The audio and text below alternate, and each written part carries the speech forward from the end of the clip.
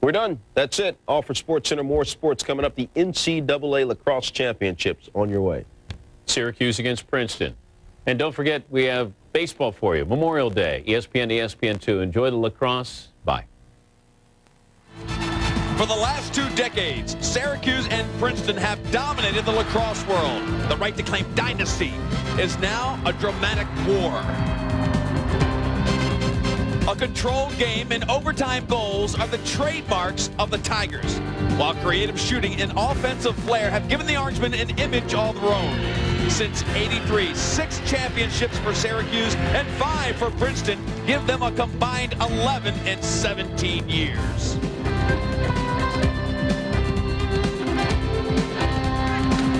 So the lacrosse millennium begins with a look that's familiar. Syracuse and Princeton are playing for it all.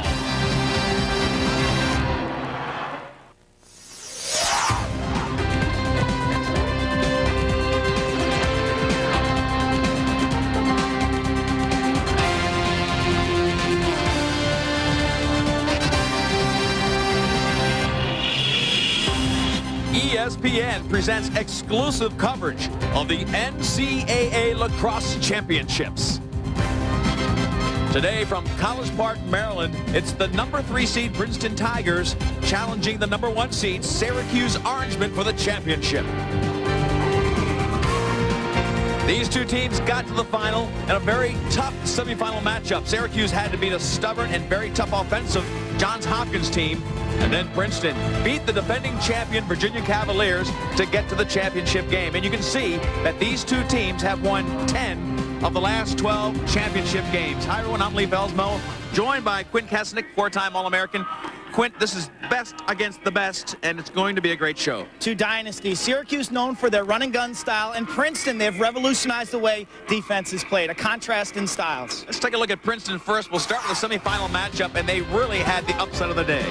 12-11, they prevailed over the defending champions. Matt Strebel, 4 assists. He feeds the freshman Sean Hartopoulos. The goaltending, so tough. Trevor Tierney, 14 saves, and then with 2 minutes to go, it was his brother, Brendan Tierney, with the game winner. They win 12-11 over Virginia. And on a team that relies on freshmen, here is the senior leadership. Well, Josh Sims, 3 goals in that game. He provides the majority of the offensive horsepower, 34 goals on the season, the Ivy League Player of the Year. Take a look at Syracuse now. They had a great defensive effort to get to the championship. They beat Johns Hopkins 14-12. Liam Banks and Ryan Powell, so tough on the offensive end. Mike Springer had the hat trick, but Robbie Mulligan, 14 saves, some courageous saves, and Ryan Powell, here he is with the slick finish inside for Syracuse. This game was tied at 12 apiece with about 2 minutes to go, shorthanded. Powell to Springer, the game winner. They win 14-12 and advance to the final game for the 11th time in school history. And of course, they are led by everybody's All-American on the attack end of the field. 7 goals this season in the NCAA tournament. He shoots 42% from the field. His leg strength and vision so effective on the offensive end. All right, Quint and I will be back with the start of this classic matchup, Syracuse against Princeton.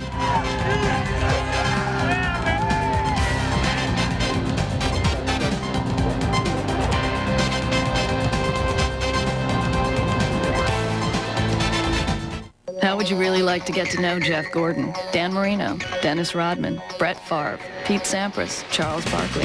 Find out why Greg Maddux wears a Mickey Mouse watch, what Mike Piazza does in bars, what kind of wrestler Tim Duncan would be. All this and more in Outtakes, a new book by Dan Patrick. Full expanded interviews from Dan's Outtakes column and ESPN the magazine take you inside the minds of today's favorite athletes. Offbeat, revealing, and fuego.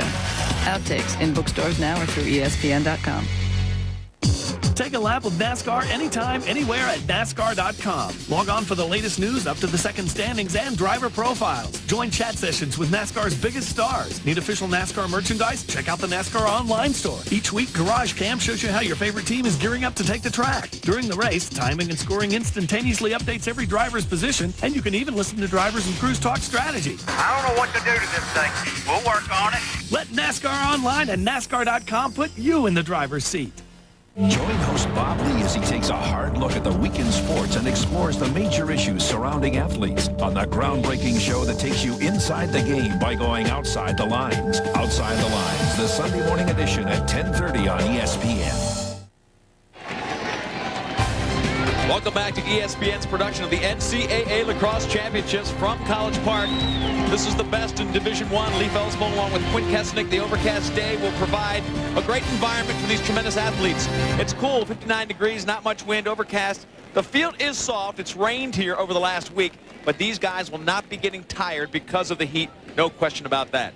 Take a look now at the series matchup. These two teams are the best in the last 17 years. The series began in 1922. Syracuse leads 7-5. The last meeting, April 23rd, a dominating performance by Syracuse. The worst Princeton loss since 1990. These two teams met in the final game, 1992, at Franklin Field. 2 overtimes. Andy Moe scored to give Princeton their first national championship. And in that year, they wore black. Since 1992, they have not put on the black jerseys. As we look at Coach Bill Tierney, he put his team back in black, making me pull back to that moment in 92 where they had the major upset and their first championship. Princeton 5 championships in the 90s. They are undefeated in the title game.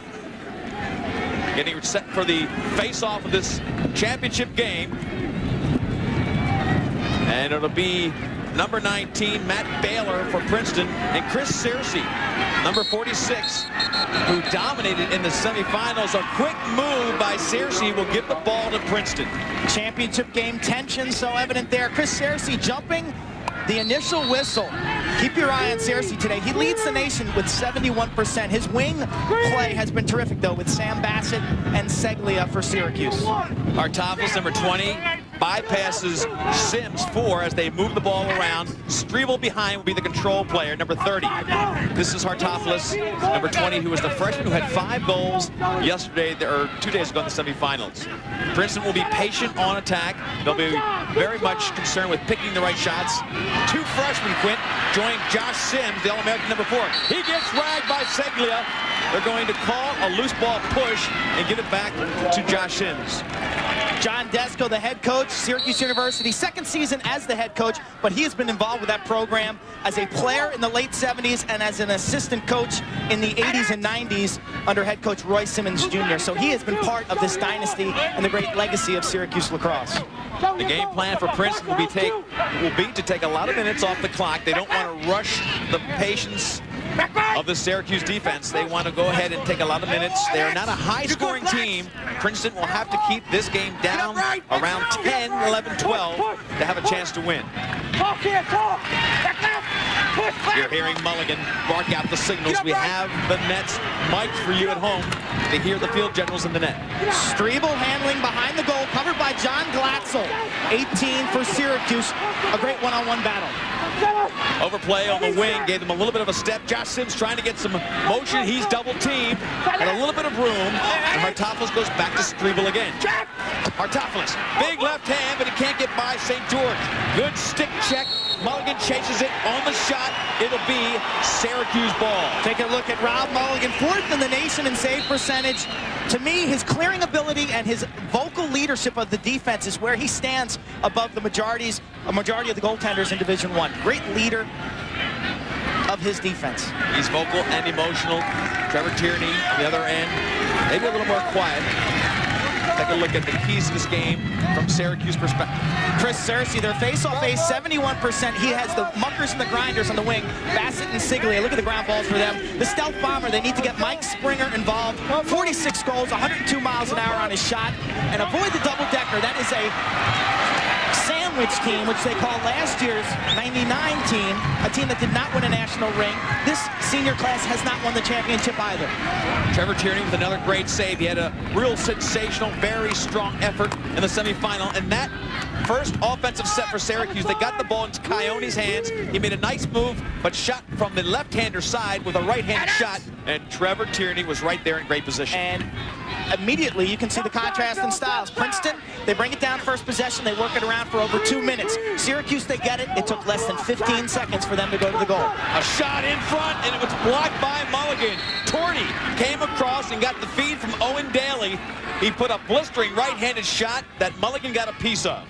Torney, only 3 goals on the season, but he's a fast player, and I think Coach Tierney's going to have to change some of his midfielders to get more athletic and speed-oriented midfielders in the game. You saw Strebel with a little bit of a slip. Again, the field a little bit soft.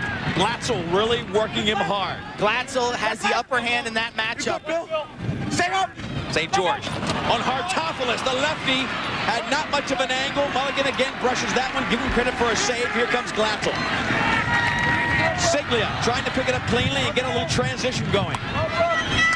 Ryan Powell will settle things down, and he'll be played by Ryan Mollett, number 6. Marquee matchup right here for Princeton. He moves on the finalizer. We'll talk about that in a moment, but that is his trademark move. He didn't get a great shot, but he came back with a left-handed feed. Good move by Ryan Powell initially. A push call will give it back to Princeton. Trevor Tierney, Princeton's goalie, the #1 save percentage in the country. A very underrated goaltender. Had a spectacular game in the semifinals and appears very calm and poised. He plays behind a spectacular defense, but I give him a lot of credit. He plays deep in the goal on his line, and he's very patient. He rarely guesses at the shot. Princeton again slowing down. Strebel behind with Glatzel on him. St. George with Hartopoulos. Great challenge for St. George with Hartopoulos having 5 goals in the semi. Only a freshman, Hartopoulos. Sims, we talked about the first midfielder. As we watch Strebel, you'll see Sims, he's now in the crease. He'll play a little bit of midi, a little bit of attack. This is the second unit, Josh Sims out there. They rotate a lot of different guys through there. And number 8 is Ryan O'Shaughnessy, a kid from Denver, a senior. Great talent coming out from the Denver area.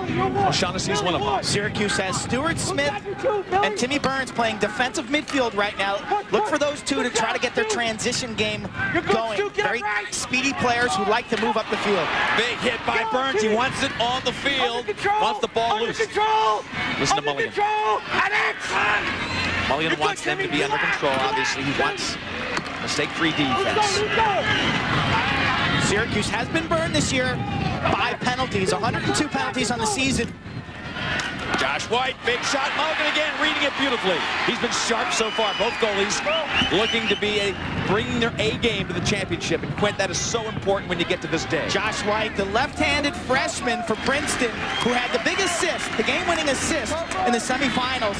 And he loves to dodge from behind the goal. That time Mulligan read that shot the entire way, got his head down and his stick all the way down on this muddy dirt, and the ball did not squirt through. Springer has Farrell on him. Scott Farrell, number 24, but now the ball's out front. Again, Coyote working against the short stick D. He likes this matchup. Slide comes initially to get the long pole on him. Quick double team by Brian Lieberman. When we say slide, we mean a quick double or triple team from the interior of the defense. So you'll see a player that they don't like the matchup. Tierney will call it out, and that particular time Lieberman slipped from his man over to take the more lethal weapon in the midfield area. Powell behind with Ryan Mollett playing D. Backing him in, he's so strong. Out front to Smith. Fakes a big power move. And again, Syracuse, Quint, showing control they really didn't have before John Desko took over. That ball deflected by the defender. Mollett got his stick in the passing lane. That ball rolls out of bounds. Ryan Mollett, an interesting story. Came to Princeton as a midfielder, and they switched him. Here he is containing Ryan Powell. You can see the quick double team from the top of the screen right there. Brian Lieberman is the adjacent player, and he quickly double teams Ryan Powell. Powell loves to back in from that corner spot and feed his teammates. Got so many weapons. Power is one of them. If you're Princeton defensively, you can't let him sit there. You've got to flush him out. Devin D'Arcangelo gets it on the wing. Torty playing defense on him. Rob Torty played a lot of first midfield last year. There are 2 or 3 guys that played first midfield in Princeton that aren't on that lineup this year. Freshmen are taking over the Princeton lineup. Into the crease, it's Ryan Powell. The slide left him wide open. A great job for Syracuse to work the perimeter. It was Kaufman on the far side, I believe, who came in, drew the defense, and fed the master, Ryan Powell. Josh Kaufman, a terrific passer, 24 assists on the season. He will drive right-handed here, and watch the defense. They will give him a lot of attention as he feeds inside. You can see right here, this is Powell. He's wide open as Mollett steps to help out on Kaufman, and Powell is left with the easy shot. Here is the isolation. Ryan Powell, he positions himself right in front of the goal. Catch, shoot, easy goal. Tic-tac-toe for Syracuse. They're on the board first. That a guy you want to leave alone on the crease, and Princeton paid the price. They are down by 1 in the first quarter of this action. Championship for Division I. All-time numbers are very impressive for this guy, Ryan Powell. Coming up on his brother, Quint. He's and really he'll do it with an average day today. He'll do it. He averages 6 points per game, and you can see he's reeling his brother Casey Powell in. Casey, they played together here for 2 years, but Ryan yet to win a national championship. Here Mulligan barking at defensive positions and slides. Princeton spreading everybody out. They don't want slides. They want to try to get some easy shots, and there was a shot from too far out. Easy pickup from Mulligan, who has looked very sharp. Bassett on the transition. Josh Sims trying to stay with him. Sam Bassett pushing the attack end of the field, looking for help behind. Liam Banks comes out to help him. And Damian Davis, the #1 defender, on Liam Banks. Interesting matchup there. Yeah, they put Farrell on Mike Springer, and they're having Farrell just face guard Mike Springer. Springer stung this Princeton team with 5 goals in the Easter Sunday massacre, and I think that Princeton is very well aware of Springer's dominance with his shot. Again, 2 miles an hour. He's got over 40 goals this season. Only one senior really on the starting team for Princeton. That's Josh Sims. A lot of experience, 4 or 5 seniors on Syracuse. There's Liam Banks, comes in on Damian Davis. Liam Banks kept his attention on the middle of the field, getting Damian Davis to think pass, and then he just wheeled with a low shot.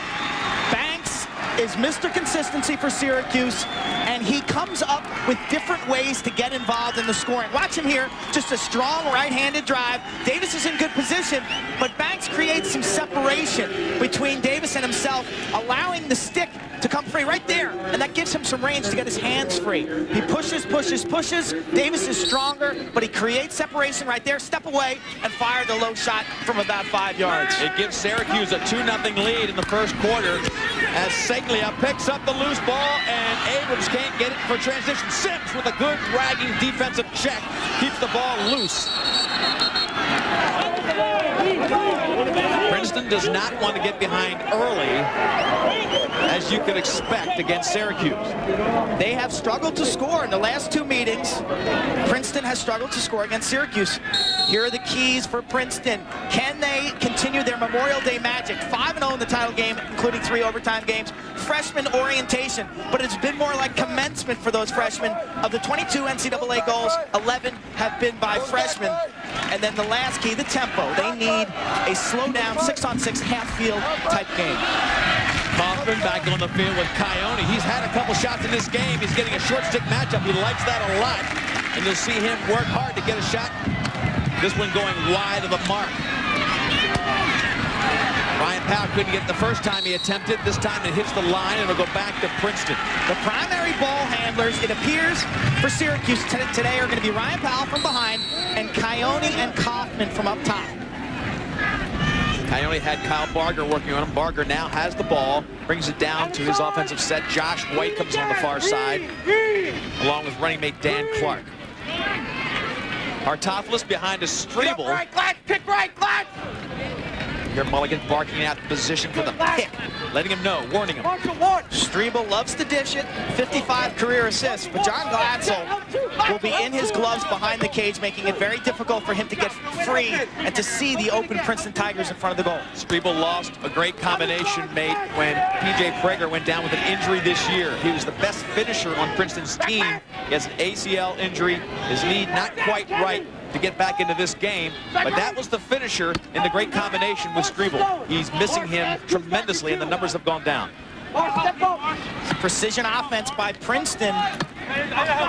They've been scoreless here for about 10 minutes. They spread the team. It goes backside. That shot a little bit too tight to the net by Dan Clark, but they did exactly what they wanted. They spread the D, beat the one-on-one, and came in with a hard shot on Mulligan. Not a great angle, and Mulligan pushes it to the net. Princeton known for their ability to pass the ball. Syracuse knows that, so they're going to stay at home on their men, make Princeton run by you for a goal. Tim Burns coming in, thought he had a moment to score. Now he'll reset. Chris Barrier playing defense on him, number 28. He's been a real warrior for Bill Tierney. Number 28 now playing with a long pole on the defense. Second midfield for Syracuse in the game. Stuart Smith, Tim Burns, and Tom Hardy. Matchups so critical for Bill Tierney's Princeton team. So many weapons on the Syracuse squad as you look at them reload. Throwing out Tom Hardy, Burns, a lot of guys who can score. Little stick check, beautiful job to put the ball behind the goal. It runs all the way to the end. Ryan Lieberman, who also was injured in the middle of the season. Lieberman hurt, dislocated his shoulder in the Cornell game. That was the day prior to the Syracuse game, so he did not play last time these two teams met. So Lieberman now spending some time on Liam Banks. Tierney still worried about his matchups. That one goes in and finds the mark behind Tierney. So Coach Bill Tierney made a switch, took Davian Davis off. He puts Lieberman on Liam Banks. Liam Banks takes him right to the cooker and gets one to dribble behind the goalie. Banks, back-to-back goals. He has scored in every game this season. His 35th goal of the year. He was hot in the semifinals. 3 goals, 3 assists versus Hopkins, and he shoots about 44% from close range. He's really not known as a dodger, a guy who can penetrate, and that is surprising, this Princeton defense. They have not been comfortable yet. Princeton calls a timeout because Syracuse has it rolling. 3-0 is the score. And I'll tell you what, all the weapons that Syracuse has, it can certainly scare you. Bill Tierney being very careful to not let this game get out of hand. Let's take a look at one of the favorite moves of Ryan Powell. He's used it to win overtime games. We're going to talk to him about his favorite move and what he calls it. I started doing that move early in the season, worked on it in practice, and it's something that I really thought of because of the way it was working on our defenseman. I can get the defenseman stepping over the back of the cage, and once I see his foot coming up to step over the back of the net, I'm cutting back going the other way because he still has a little time to come down on that left foot, and it's hard for him to plant right back and come the other way. And you know, I think everybody mostly tries to bring their stick over the top of the defenseman, but I go underneath and protect the stick with my shoulder. And Quint, he calls it the finalizer. Take a look at it. He used it today. He used it today from behind. He loves to drive for that left shot hand. And you can see when he dodges, he bends his knees, he really gets low and uses that lower body strength. But look at his eyes. He's constantly looking up the field for his teammates. The last time these two teams played, he had a handful of assists, 6 assists, to really push the offensive end. Here comes Cersei off the faceoff, Springer with a cannon, and a great save by Tierney. He put it on the ground. He's got tremendous speed on his shot. I thought he was going to go top shelf. That was a big-time save because Springer is known as a guy who brings the heat high and hard. And that time he changed things up. But Tierney was equal to the task, sprawling in front of that cannon from Springer. Baylor gets nailed by Liam Banks, who got caught on the defensive end of the field. So number 3, after scoring 2 goals unassisted, comes down, draws a penalty. He's going to give Princeton a chance to change the momentum. Banks hustling and covering up for Sam Bassett as he crosses the line. Watch the penalty. There's Banks from behind right there with the slash. That's not even close to getting the stick. And he piles on afterward. Syracuse, they fouled 10 times in the semifinals. They had to kill off 102 penalties this season. That is a lot. Princeton has only fouled 58 times this year. In the semifinal game against Virginia, they had to face this tough extra man who started getting things going. But Syracuse, in their semifinal match, had great defense on this man-down unit. Let's see what they do against Princeton. Shot from the side. You see the stick check by Glatzel. Put it back to the turf. Mulligan comes out and gets it. Still loose. Far side trying to push it up. And a big run by Abendroth. Abendroth with a huge ground ball right there. And the nifty handle. Springer down low. Big juke in the fake. And another goal for Syracuse. They love transition. They scored short-handed against Hopkins.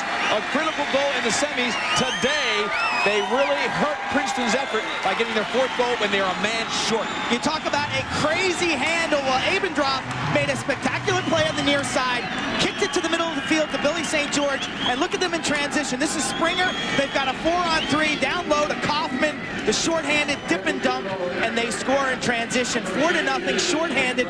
Here's the tail end. Watch the fake, inside, outside, and back up top.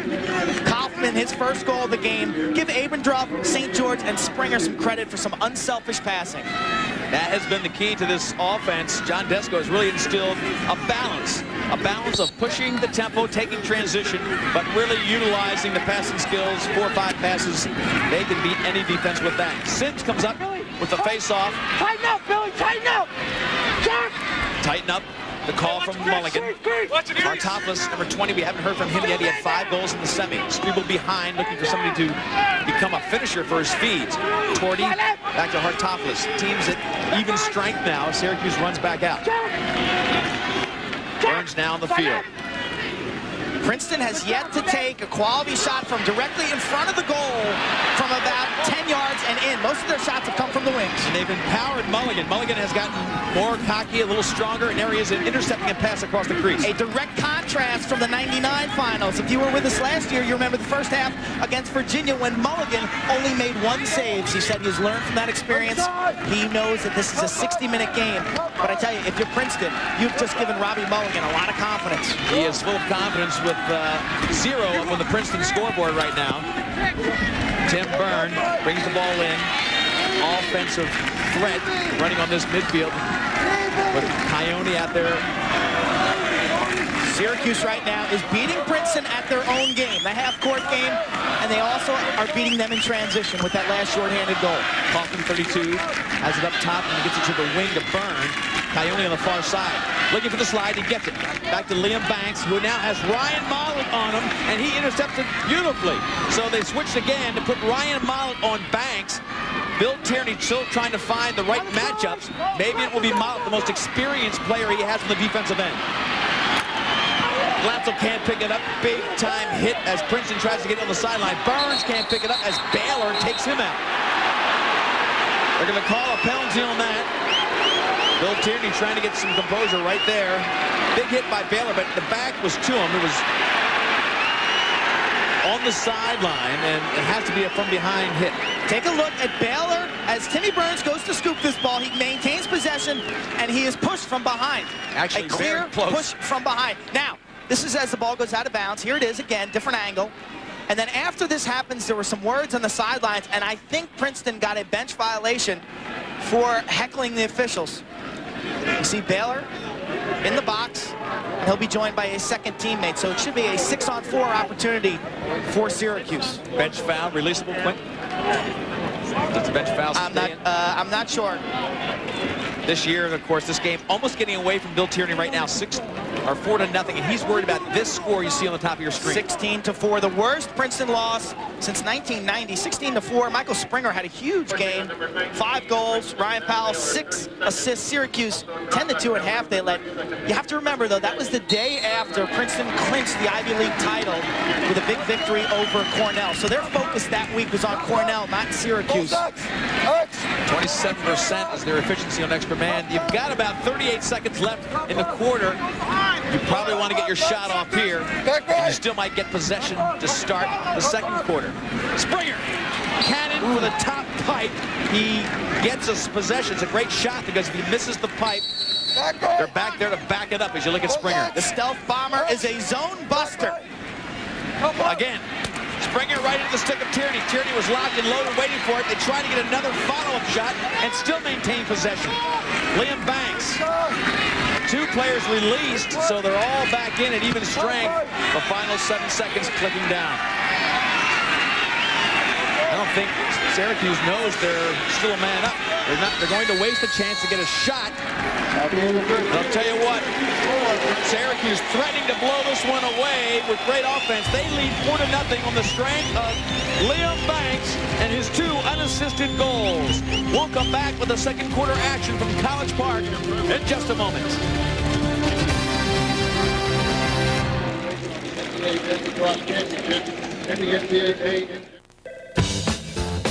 ESPN the magazine. Well, thank you for calling. Dan, can I put you on hold?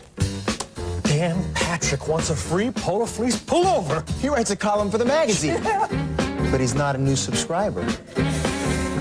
Sorry, Dan. No can do on the fleece. It's only for new subscribers. You mean you're actually calling to subscribe? Okay, sure. Everyone wants our warm, roomy Polar Fleece pullover. It has a half-zip front and embroidered ESPN the magazine logo. And best of all, it's free. ESPN the magazine. It's Rich Eisen. He's called 3 times. Sorry, Rich. I agree, it's a great-looking fleece, but it's only for new subscribers. Subscribe now to ESPN the magazine and get your sports the way it ought to be. Big and bold, fast and furious. With in-your-face photos, amazing interviews, and behind-the-scenes coverage of what's happening now and what's happening next. All with ESPN attitude. Stuart Scott wants the fleece. Booyah!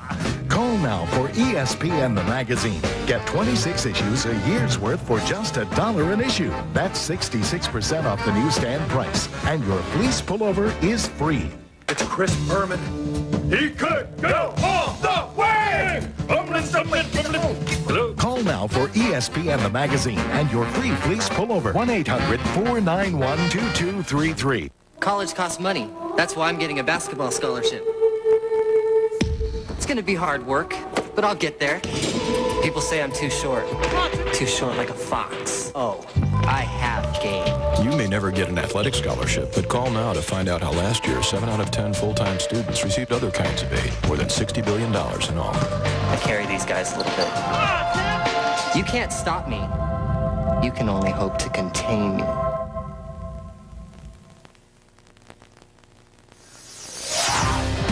ESPN's exclusive production of the NCAA Lacrosse Championships. It's a big love fest this weekend, folks, for the lacrosse fans around the country. Bill Tierney now in a real war trying to get back in this game. 4-0, he's down after the first quarter, and while you were away, we had a stick check called against Partopoulos' stick. It was ruled to be illegal, which means they get a 3-minute penalty, I believe, Quint. 3-minute non-releasable penalty. The sticks are checked after each quarter. Take a look at the first quarter stats. Obviously the score, shots about even, but you have to be impressed with Syracuse's efficiency on offense. Ground ball, 17-7. The superior athletes. We were on the field prior to this game, and Syracuse, let me tell you, they are the biggest and fastest lacrosse team I have ever seen. And don't forget strong. They are all fit and ready to roll. And they did the same thing with Hopkins in that semifinal game. Hopkins had a great game. They missed the cage a lot, but they did not win the ground ball war against the Syracuse team. Coach Desko now looking at a 3-minute man advantage.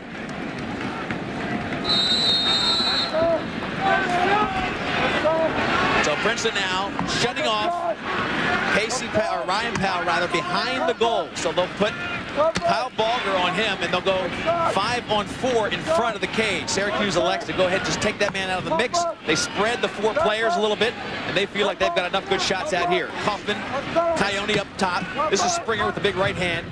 Princeton playing a diamond. Kaufman's open. Kaufman can't get it cleanly. They elected to try to get it to Kaufman, and now Tierney out of the cage. Picked up by Farrell. Good job by Princeton to goad them into coming down low, and now there'll be a penalty against Syracuse with a slash called down on the clearing play. So Princeton has turned around a sure problem into a potential advantage. The interior defense for Princeton, they were playing a diamond, and they collapsed on that shooter. And then Tierney sprawling behind the goal. Terrific ground ball play. And Armand Graham on the near side, 17 for Princeton, with a tough pickup. It was a short hop, and he made a nice catch. And the teams should be even strength here for about a minute. Remember, Syracuse's foul was the foul on Princeton, the stick foul is a 3-minute violation, and this will be a 1-minute violation against Princeton. So we'll be 9-on-9 for the next minute. 9-on-9 favors Syracuse a little bit. If you get a loose ball, you get a transition goal, it just opens up the field a little bit. It opens up the field also for number 4 for Princeton, and that's Josh Sims with his speed and dodging ability. He's got Abrams matched up on him defensively. They're trying to get Josh Sims a little bit of room to do his magic. Abrams set to play defense, and Glatzel looking to slide behind him. Glatzel, St. George are both locked up, ready to make a big slide on Sims. I don't think John Desko wants Josh Sims to be the one to beat him. If that's going to happen today, it'll be somebody else. Combo! Pressure, Bill! They've got Harrington in there. Chris Harrington looks to the middle. Beautiful job of trying to force the inside crease to get a shot. Winship Ross. A superb recovery, though, by the far side defender. That was John Glatzel leaving his man to cover Ross inside. No! Stick check by Glatzel gets another penalty, and the ball is picked up by Seglia in the interior of that offensive set for Princeton. So they had the 3-minute penalty. They've really thrown it away by 2 fouls. The defense for Princeton, though. Here's the defense. Excellent. By St. George. He gets beat one-on-one right here. And then as the player comes to the goal, look at, we have a double team right here. And then the help, excellent help. The open man is on the backside right there. 1 minute. So good help defense by Syracuse, taking a page out of the Princeton defensive strategy, which has really revolutionized the way defense is played. John Desko credited Bill Tierney with really evolutionizing defense. Aggressive double and triple teaming. Princeton has not scored in 17 minutes. It's a real drought, but now they've got a 5-1-4. They'll have the extra. The advantage for Syracuse wiped out by those 2 penalties. Now one man coming in. Torty over to Josh Sims. Drops it down low. Streebles on that side. Here's Sims. Now you got a 5-on-5 game. Not normal numbers, folks, but it all started with a stick check at the quarter break as Torty tries to get some moves on the defensive checks of Dan Stessen. Streeble has his man caught behind. Arrington now. Number 42 will take St. George way out. Again, spreading the defense of Syracuse with the aggressive slides. Abrams gets ready to slide. Ball check goes down. Sims can't pick it up cleanly. Still there. Stessen. No, St. George gets it. Being ragged by Josh Sims. And again, the strong defense of Syracuse really kept them from getting any great shots. Desko's going to call a timeout on the far side. Credit Billy St. George, the aggressive stick checker known as a slugger on defense. He loves to deliver the devastating body check. That time he did it with his stick. Talk a lot about defense. And you know Sims is going to get a lot of defensive looks. This is interior defense right here. Abrams all over him on the loose ball. And St. George continuing up the field to make this play. Sims so graceful in the open field, but Billy St. George and this Syracuse defense, statistically, their defenders pick up about 2 times more ground balls than the Princeton defense. We want to remind you that the women's softball championships are coming up on ESPN2 following this game. 1 o'clock today, Oklahoma, the Sooners will go against the UCLA Bruins. Division I softball championships today on ESPN2. For more information, log on to ESPN.com. This matchup takes you back to the first championship for Princeton. It was in 1992. Andy Moe popped the face-off in the second overtime period. And the underdogs, Princeton in black, the identical jerseys they're wearing today, they win their first title. The numbers were orange then, they're white here, but other than that, they are the same. The first time they pulled them out of the closet since then. Back on the field of play. How about the play of Ryan Powell? He comes with a right-handed shot, gets his own rebound, and then rips it over his shoulder to beat Tierney. Now, Trevor Tierney has been excellent, but that one was almost impossible to stop. Ryan Powell with the devastating combination of strength and creativity. We're 5-on-5. He's being covered by a shorty. You can see him lowered. He drops, takes the body check, and then behind the shoulder shot. Beautiful creativity by Powell.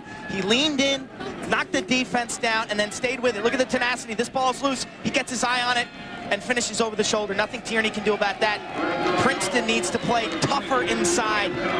Take the body on that man, Ryan Powell. Deceptively strong. 5-0 to score. When you think back to the first matchup, as again, Sam Bassett, I tell you, he is a paper towel on a wet table. He gets everything that's loose. He's got 156 ground balls in the season. And now, again, they settle things down. The Hartopolis penalty, the illegal stick. Damian Davis matched up on Powell. The matchup last time, the short stick caused him to go to the goal with Bogger on him. Now, Damian Davis, very strong. 2-time state wrestling champion when he was in high school. Only a freshman has drawn the top guy on everybody's team that they have faced this year. 2 passes as the defense slides, and then a shot finds the rope, but the whistle had blown. Substitute! You're going to need a substitute. No, we did it! So the sideline really complaining about the referee whistle. They called an illegal substitution, but I'm only counting 6 Syracuse Orange on the field. They scored the goal. The whistle had blown prior, so no goal. It was a perfectly orchestrated offensive set. When they had the slide behind early, they moved the ball 3 times, and then it was just a ripping shot that hit the net behind Tierney. Beautiful passing by Syracuse. You can see Davis and Ryan Powell matched up. Davis matches up well with Powell because of the strength factor. Powell's got to use some of the quickness moves that he has. The officials talking to Coach Desco on the far side. Greg Mallon, the chief bench official. That was a tough call. So they give the ball back to Princeton, and they took the ball out of the net. Could be 6-0. Now only 5. And obviously, Bill Tierney needs to keep that score in check as he tries to figure out the offensive end of the field. Torty. Number 1, Rob Torty. Big defensive checks in front of him by Kelly, trying to get a little room. Got to be impressed with this Syracuse defense. Everyone expected a Syracuse-Virginia final. Some question whether Syracuse will be mentally ready to play this Princeton team after beating them 16-4. They are. They are ready, they are focused, and they are disciplined on defense. This is a team that has not had a championship. Ryan Powell desperately wants one. They call them sandwich teams at Syracuse. If you don't get a ring, and they had a sandwich team last year. Ryan Powell swore it would not happen to him as he faced his senior year. Baylor, little juke move inside, looks to the feed, but he takes the left-handed shot, and Mulligan has been perfect so far. Not a high-quality shot. Princeton having problems penetrating in front of Mulligan. Syracuse just playing tough man-to-man defense on the perimeter. They've got Abrams on Sims and Siglia, their long stick defender, number 24 for Syracuse, on Owen Daly, the freshman. Brad Dumont, another freshman on that first midfield for Princeton, who had a sensational freshman class. You're going to see these guys in playoff action for years to come. Dumont getting ragged by Seglia, the best defensive checker, but look at him come through it. Out front, trying to find line mate Owen Daly, and it just goes beyond him. Glatzel gets the loose ball, looks for help in the middle of the field. He's got it. Finally gets it to the middle. They'll get it inside the zone. Kelly will, and then they'll take a moment to change their lines. Awesome defense by Joe Seglia. Look at those numbers. 6 times Syracuse as the #1 seed. They won the championship 3 years in a row in the late 80s with the Gates, Zolberti, and Matty Palem, their goalie, under Coach Roy Simmons Jr. But Joe Seglia double teaming with Stetson. The defense is wired right now. You can see the energy and the emotion that they're playing with. Playing a shutout right now. As Syracuse gets their offense, and the ball moving. Liam Banks in close to Ryan Powell, and the check by Davis puts it back to the field surface. Burns inside, Springer can't handle. Burns gets it back, looks to move it. Nobody picks him up, he shoots, and it goes just to the right of the goal. They are challenging Princeton with everything they've got. They're killing them on ground balls also. That was a 2 or 3 shot possession based on the fact that the white jerseys are just a little bigger, stronger, and faster on the loose balls. Ryan Mollett now back on Ryan Powell. This is how things started. They were switched around 2 or 3 ways. And a fairly weak shot from the outside by Spencer Wright, as Desco gets a chance to really go deep in his midfield, keeping everybody fresh in the first half of this game. 5-0 the score, as you can see. Great defense as Ryan Powell gets decked, and that will be a penalty. Powell's going to go to the box for himself for a hold on Mollett. He is one of the fiercest forecheckers or riders. Watch the hold here by Ryan Powell. Right there, he comes down, he makes the check. Give Mollett some credit for holding on to that ball. And now the late hit up high as the whistle had blown. A cross check by Winship Ross. So you have offsetting penalties there.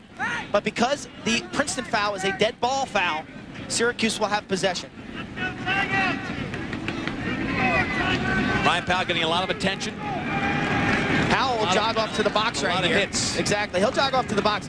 The one weakness, or I don't know if you want to call it a weakness, but that is his 18th penalty of the season. And for an attackman, that is a very high number. The second leading foul getter for Syracuse is Billy St. George, and he only has 9 fouls. Right, so you put that in perspective, he really leads the team by far.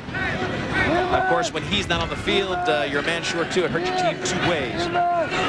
Syracuse now playing 5-on-5 with Princeton. 2 people in the box. They'll spread it out with Liam Banks, number 3, Ryan Mollett on him.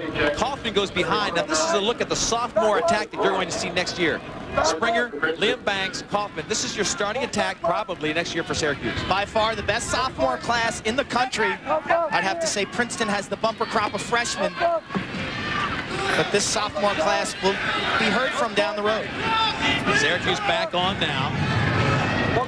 And it'll be an extra man play for 30 seconds. Now comes lumbering back out. A little bit sore. Let's see if they get it cranked up. Coyote takes it to the wing, but Springer up top. Princeton with Mollett coming out to face Kaufman. Powell wheels in, close to X, goes backdoor, no. Right-handed shot, passed up to Springer up top. Powell being shut off behind the goal. Bogger's on him. Team's at even strength now as Princeton, again, has slowed the pace of the scoring machine from Syracuse. Don't forget, the referees pulled one out of the net, but only one goal scored in the second quarter. There's a shot down low. Springer came up with the stick high and bears it past Trevor Tierney.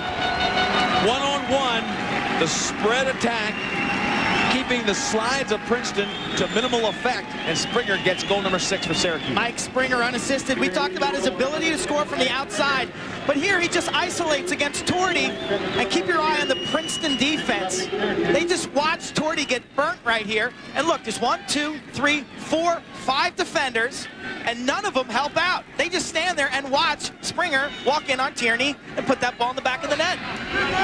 So Princeton, a team that's known for a lot of slide packages. They'll play 15 different slide or defensive packages on you, but they are confused right now, Quint. They are not comfortable with any of the slides or the packages they've thrown out there. I think that's the struggle on the defensive end. And then, of course, you've got a real battle and a struggle on the offensive end. 3 unassisted goals, 2 by Banks and 1 by Springer. Princeton now trying to get something going down here. Josh Sims, they look to him to be the leader. He is their goal leader. They're All-American at midfield. He'll be a 3-time first-team All-American. Player of the year in the Ivy League. Strebel comes in from the bench, trying to get him a little bit of room as Siglia picks him. They're trying to change that matchup. They're trying to get Strebel away from John Glatzel. Siglia is not an easy matchup himself, but here he comes with a little bit of space, trying to find a slide and trying to find a feed. Strebel, a natural feeder. In close, that's a good shot. Oh, Hartopoulos got room. He caught an excellent feed from Strebel, and he just missed the target by about 4 inches. Hartopoulos from a severe angle. The left-hander had 5 semifinal goals. Billy St. George gave him an inch inside. He took advantage of it. Poised and relaxed.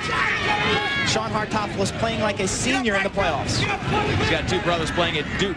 And he lit up the goal for 5, a career day, 5 goals in the semifinal. Look at him coming in close. He gets the first goal of the day against Billy St. George. Using a little bit of muscle. It was all flash and speed with a shot in the semis. This time he changed it up and just backed in with some muscle to get the first goal for Princeton. Hartopoulos on the far side just backing in, using his strength against Billy St. George. Here St. George goes over the top. Hartopoulos lunges in as Glatzel sprawls. Watch it. Here it is. St. George, good defense on that far side. Glatzel right here is saying, should I go, should I go? The help a little late from the middle of the field. They pulled the crease man high to create more space down low for Sean Hartopoulos. Searcy comes up with the next face-off.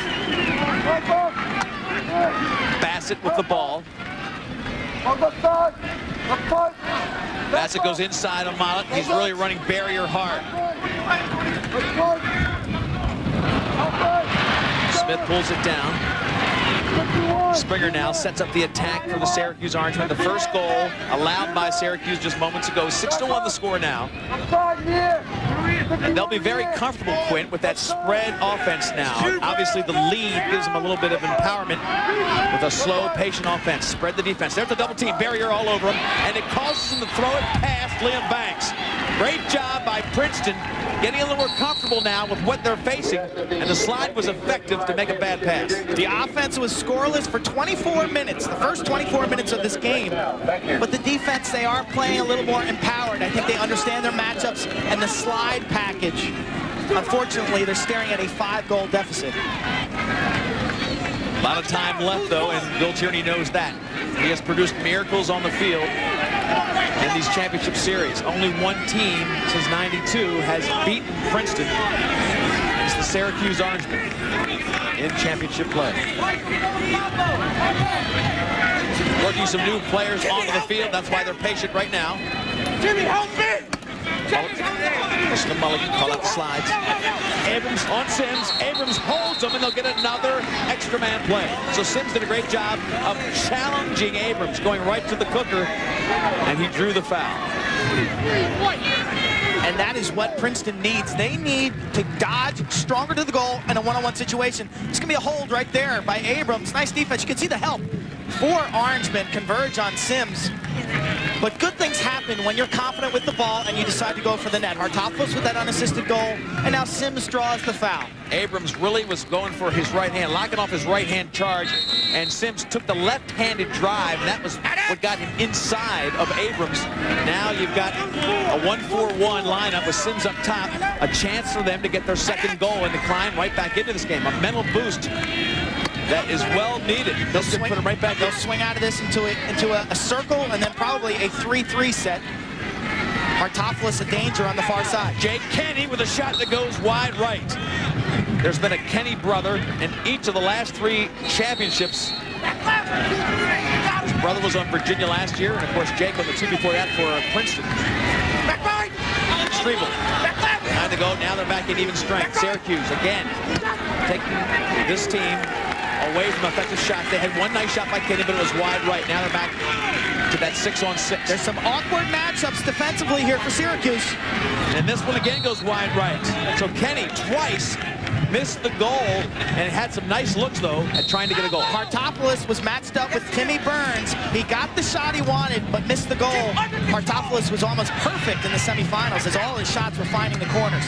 There was Kenny once, and then Hartopoulos, as you mentioned, with that left-handed shot. Burns gets it back to Mulligan.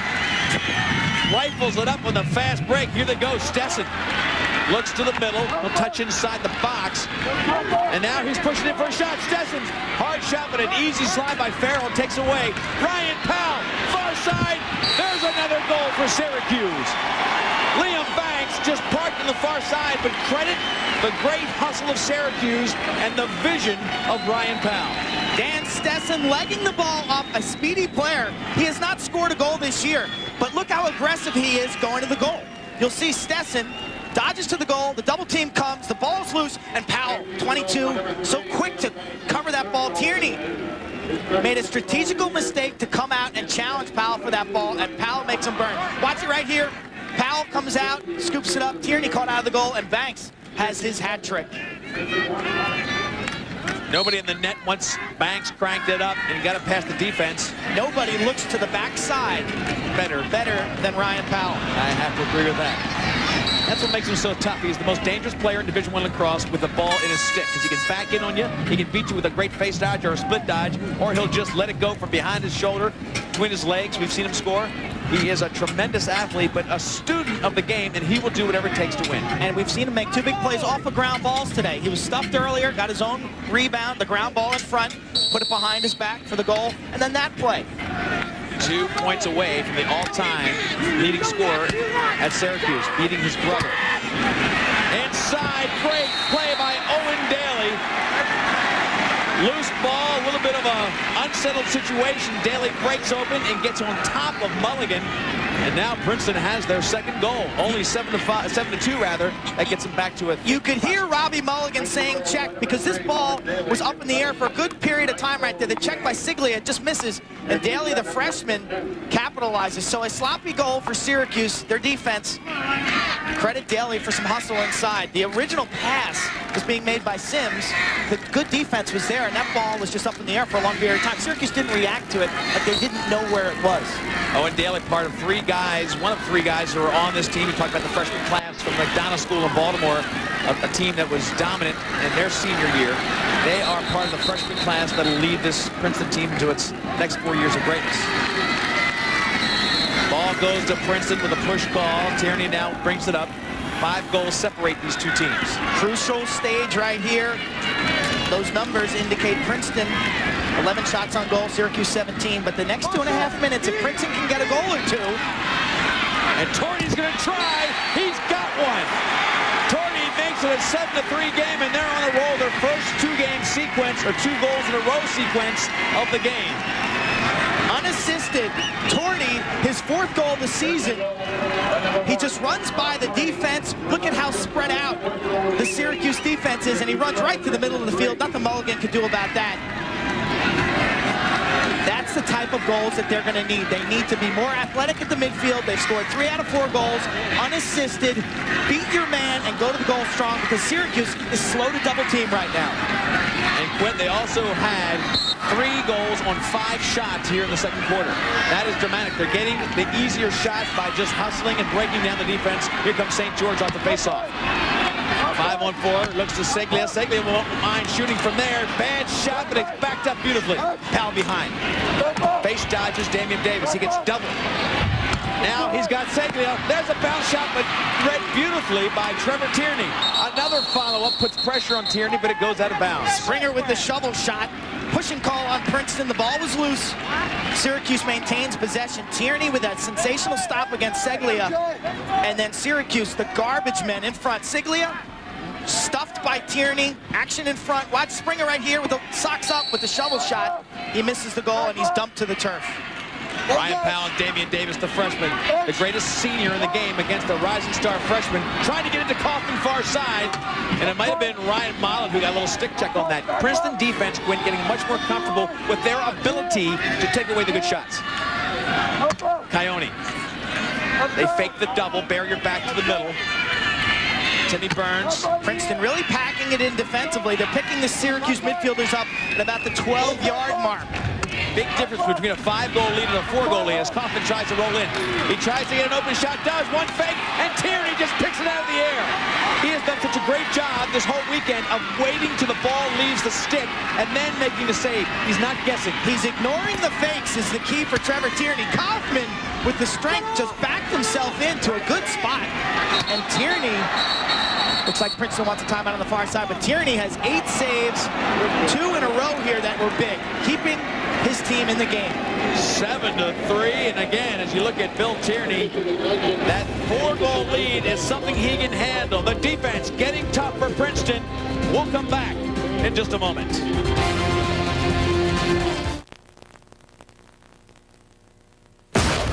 Some of the hottest detectives on the street to switch antiperspirant. Degree Ultra Dry. Body heat activated. When your body heat rises, Degree's powerful Ultra Dry form releases extra protection. When the pressure is on, the heat is on, Degree kicks butt. Degree Ultra Dry.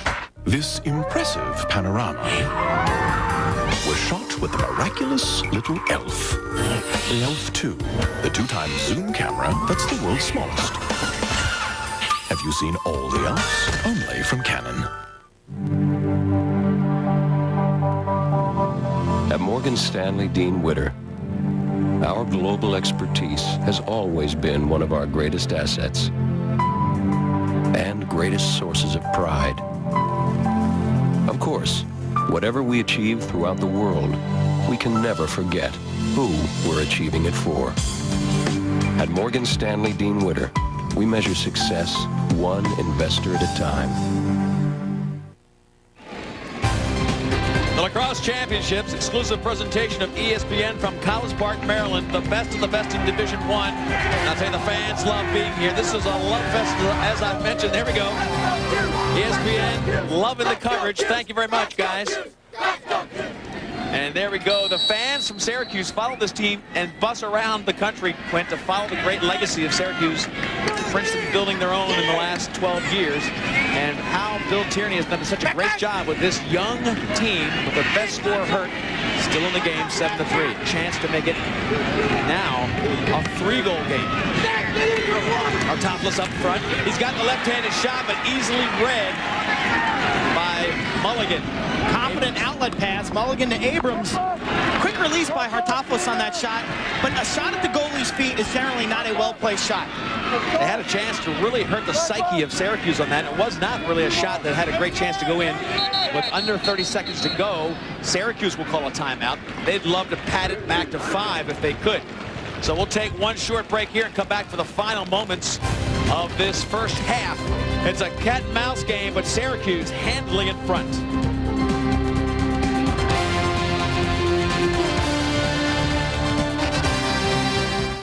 Pull. Good shot. Pull. Pull. Pull. Pull. Pull. Looks like Don got away from you, Hale. Really? Don't miss the Lake Path Long Island Classic, July 24th through the 30th. Call Ticketmaster now. Barton's custom covers for boats, campers, and recreational vehicles. For over 40 years, Barton's has been Long Island's canvas center for quality repairs and custom installations. The skilled craftsman will carefully restore your boat or camper to better than new condition. Navy and bimini tops, enclosures, seats, carpeting, mooring covers, anything nautical. Barton's is your headquarters. Barton's, 40 years on Long Island.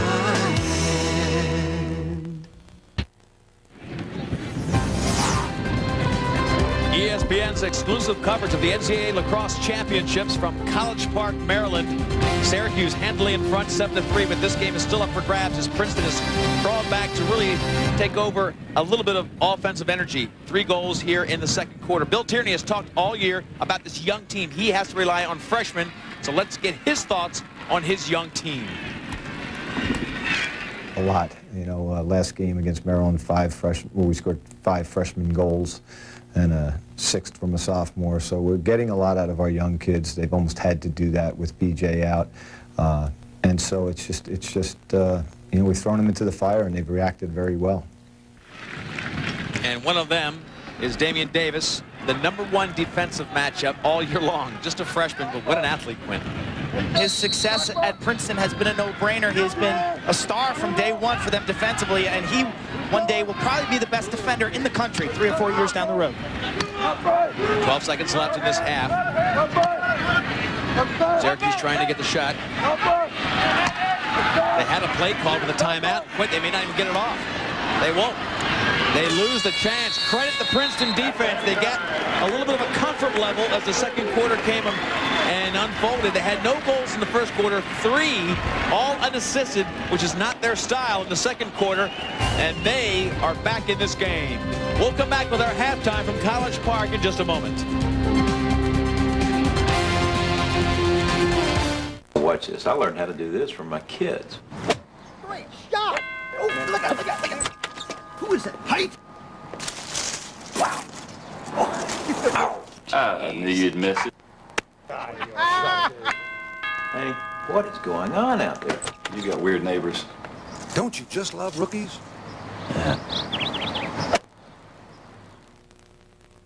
Don't miss the Lake Path Long Island Classic, July 24th through the 30th. Call Ticketmaster now. Hey, it's your summer job. You choose. What would you rather wear to work this summer? This or this? What would you rather bring to work this summer? This stuff or this stuff? Who would you rather work with this summer? These guys or these guys? It's your summer job. You choose. LongIslandCampJobs.com. That's LICampJobs.com. If you missed it the first time on ESPN, here's your chance to see what may have been the greatest tennis match ever. Agassi, Sampras, the Australian Open 2000. Unforgettable 5-set semifinal matchup. It's an instant classic that will get you warmed up for what could be a repeat at this year's French Open. Agassi Sampras, the Classic Clash, presented by American General, tonight at 7 on ESPN Classic. To get ESPN Classic, call 1-800-CLASSIC.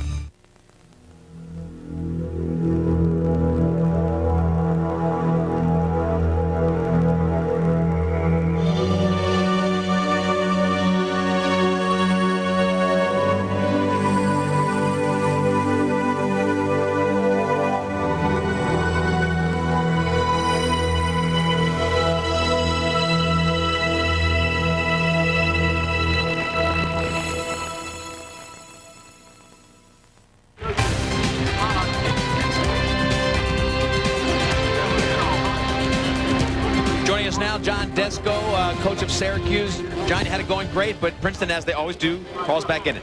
Yes, they sure do, and we got a lot of ball left, and we're going to have to play a little bit smarter than we did in the end of the second period. But my hat's off to them. They had to go to the goal. They did, and we didn't slide properly, and they scored.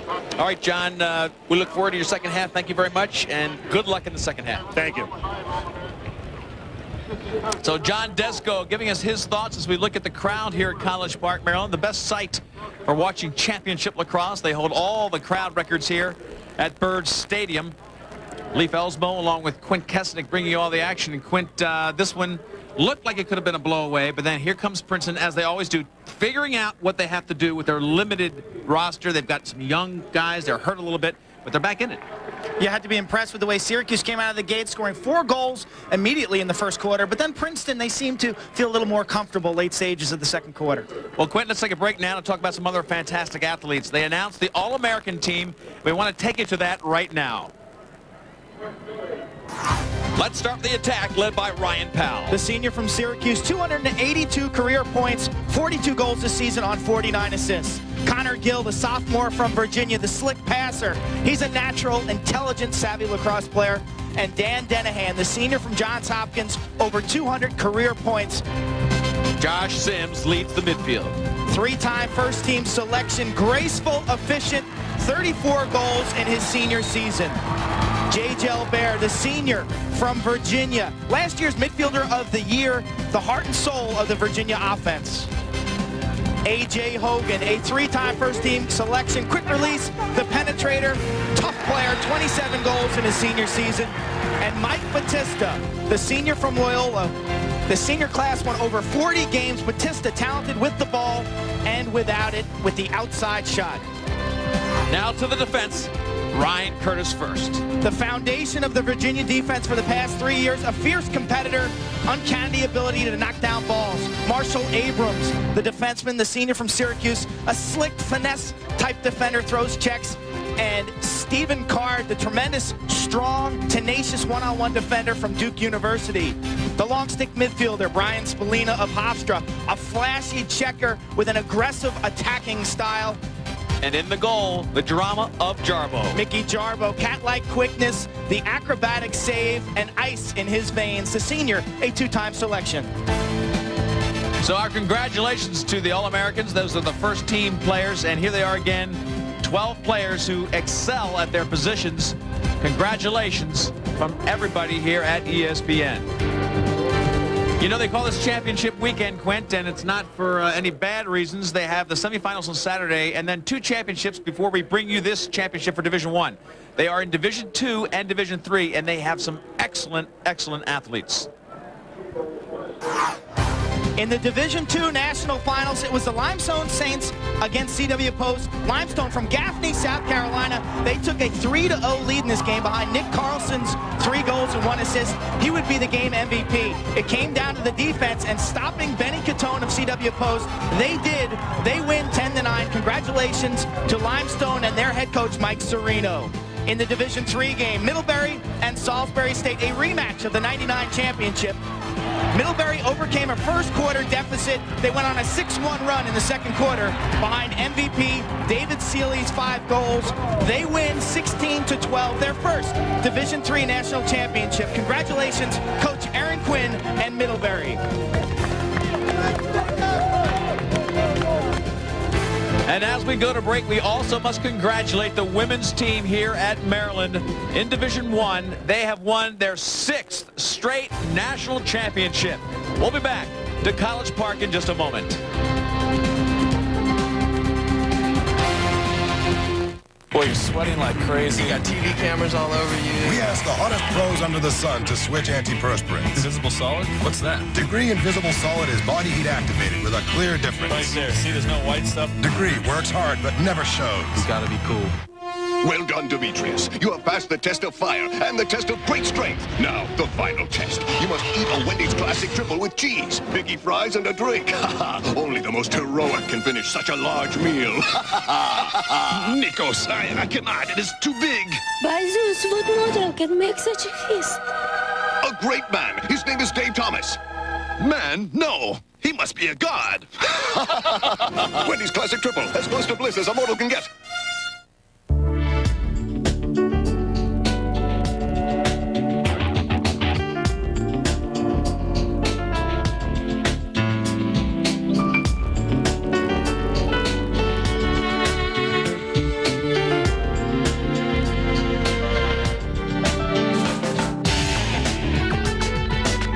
The surprisingly affordable Leganza from Daewoo. At less than $19,000, no other car has taken luxury this far.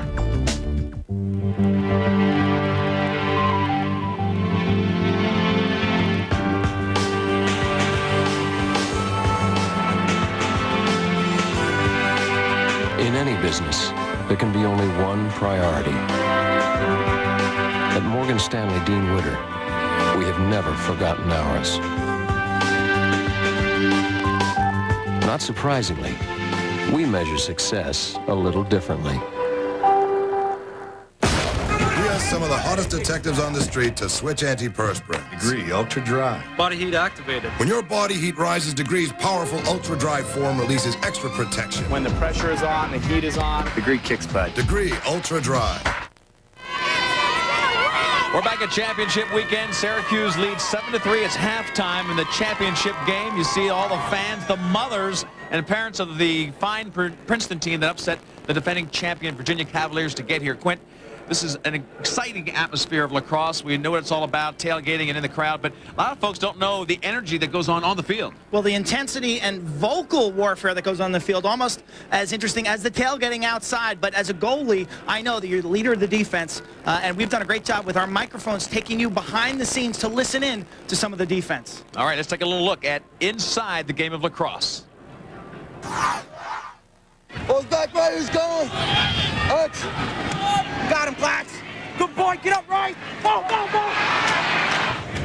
Go, go, go, go, go.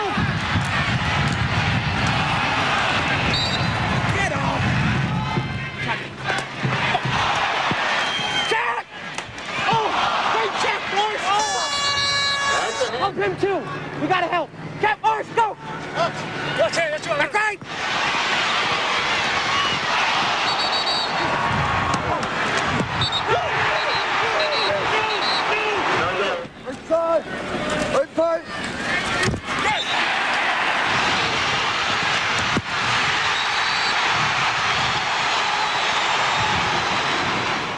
That was a great look at championship weekend action on the field. We'll come back and show you some highlights and stats from this game when we come back to College Park.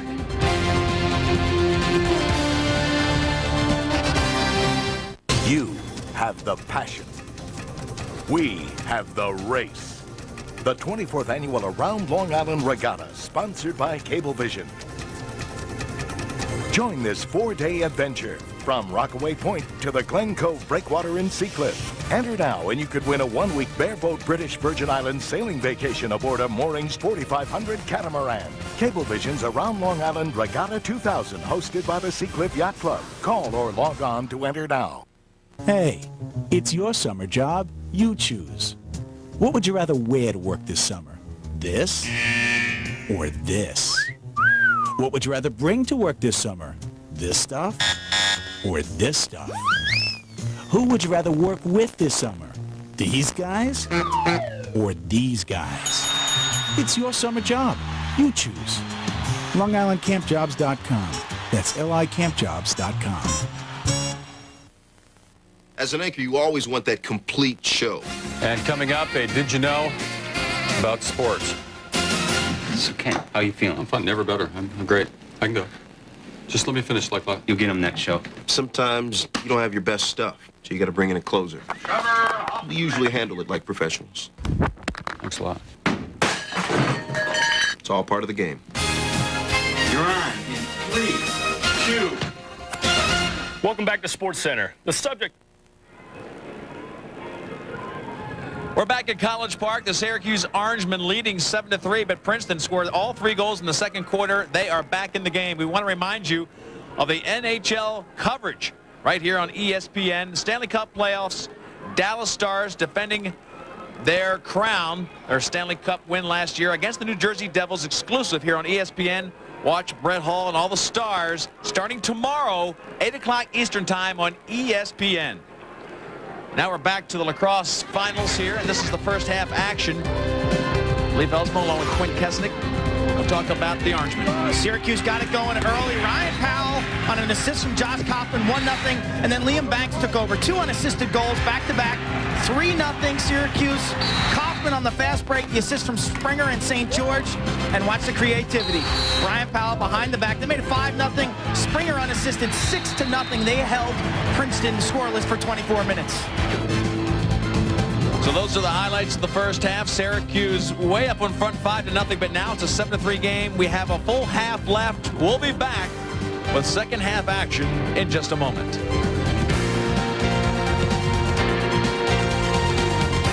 Catch the hard-hitting, fast-moving, high-scoring excitement of Major League Lacrosse as the world's top players go head-to-head. Casey Powell, Mark Millen, Jesse Hubbard, and many more. Call for your tickets right now at 888-4MLL-TKX or go to MajorLeagueLacrosse.com. The pool is spotless.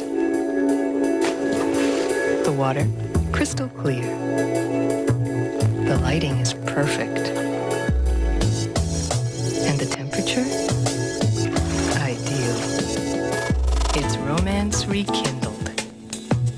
Discover the enchantment of water by Hayward. We make America's #1 pool water systems.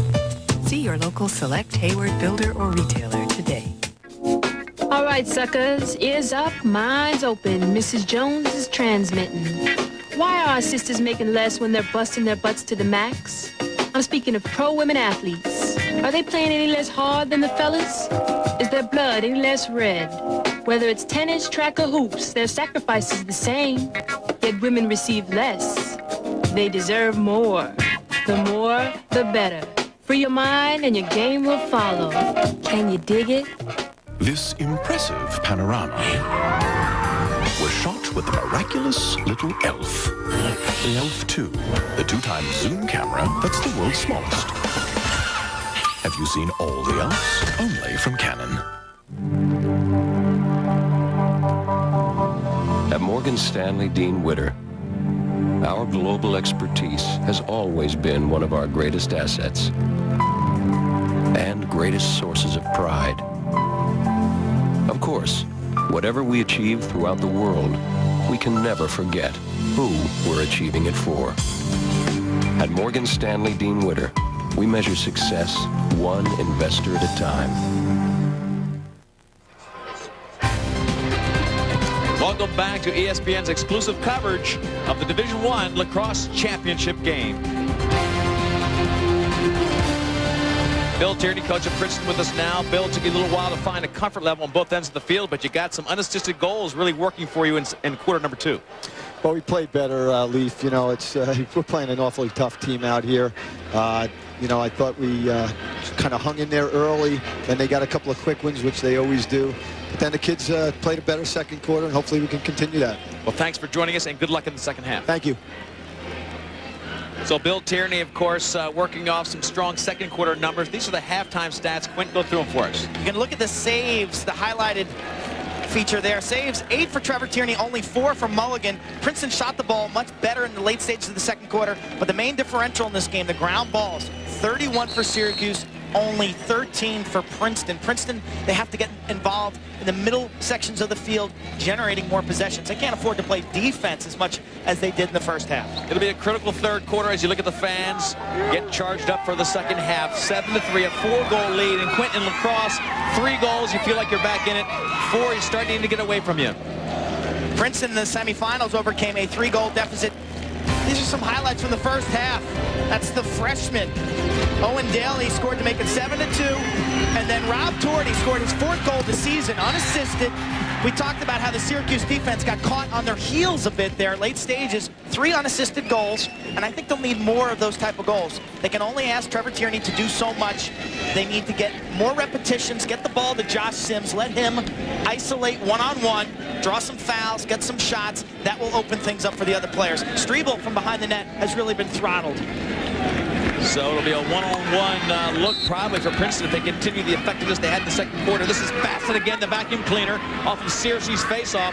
They are so strong, but look at St. George immediately in trouble.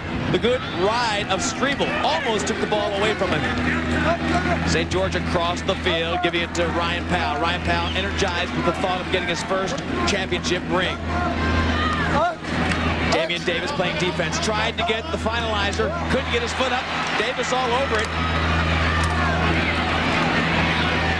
Ryan Powell trying to start off the quarter with a finalizer and could not get the best of Davis. The freshman holding his own against the senior. Davis, a physical specimen, 6'2", 200 pounds, quick feet, and smart, intelligent position player. Coyote out front gives the ball to Kaufman. Two explosive shooters, joined by Devin Darkangelo. All three of these guys can put the ball in the net. Coyote. This is though Kaufman trying to look for Coyote in the middle. Banks to Springer. Farrell working on him. Springer big and strong. Inside, he'll have a shot. Just misses. Backed up by Liam Banks, and he's got rope. 4 goals for Liam Banks. The sharpshooter, Liam Banks, on the far side. Springer taking his game to a new level, known as a time and room shooter. He just feels empowered to go to the net. Here he is, running through Farrell. I'm not sure if that was a shot or a pass. Regardless, Banks was there on the backside. Here it is. Watch, he defeats his man here. You'll see Banks sneak into that space on the far side. He fills the space, and with a very little angle, the quick release beats Tierney to the post. Springer and Banks. Banks has 4. Springer with that assist. Banks has been the story, and Ryan Powell distributing down the offensive end. And again on the faceoff, Searcy to Bassett. They've done it all year. Nobody has been able to slow them down.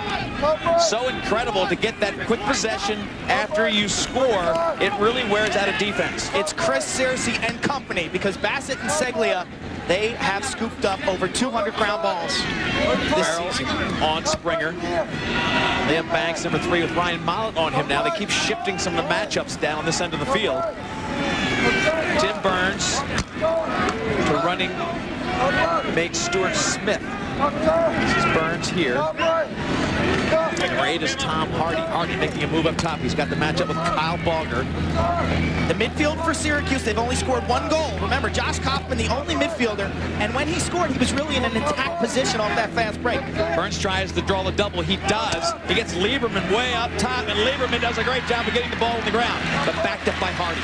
Balger stayed off of the challenge, and Hardy got it easily. In close, bouncing wide by Ryan Powell. Picked up by Mollett. No, this is Farrell. Farrell looks far side to get Lieberman the ball. He does. Hardy presents a problem to him. Lieberman will be pressured here. Lieberman, the freshman who wasn't starting at the beginning of the year when this team was beaten by Virginia. They found him shortly afterwards, and Burns gets the loose ball. Here they go. They'll look to get unsettled. They add numbers. Far side. Hardy back to Banks again. The dip and dunk. He's got 5 goals. Transition will really hurt you if you give Syracuse the chance to run and gun. Back-to-back goals. It started with the Lieberman turnover. Princeton's attack needed to help Brian Lieberman out. They get it up the field in the 5-on-4. Hardy somehow finds Banks on the near side. 5 goals, and Liam Banks has not missed a goal. Beautiful no-look pass through the defense. Farrell caught upfield. Failed to see that Banks was just cherry-picking behind the defense. They convert in transition. 2 in a row for Banks. 5 goals for that man right there. And there's the cheering section. They know where the money is. The money's in the Banks. And folks, he's been putting the ball in the net all day long. Again, Searcy gets it out to the wing, and Bassett brings it down. It's almost scary, the efficiency they have on their face-offs. It's really scary because Princeton knows exactly what Searcy and Bassett are trying to do, and yet they can't shut him off. You know that wing player is responsible for making sure that Sam Bassett doesn't get the ball. The fact that he can come into the wing and scoop it is really amazing. 156 ground balls coming into this game. A dramatic number, folks. The only one in triple digits on the team, and he's well into that at 156. Again, Syracuse lining up their offensive arsenal.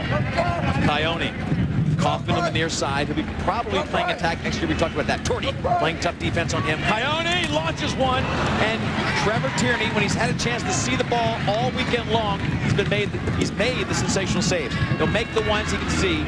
You've got to beat him in transition. A well-placed shot by Coyote, but Tierney back on his line. He's not getting fooled. He's seeing the ball, and with those quick hands, he snags that ball out of the corner. Scribble Going behind the goal, Hartopoulos. So you got it, Bill. That's Billy St. George and Mulligan barking out the signals of the slide. The first solid possession for Princeton in the second half, and we've almost played 5 minutes. Mulligan really surveying the whole defense, making sure he likes the matchups.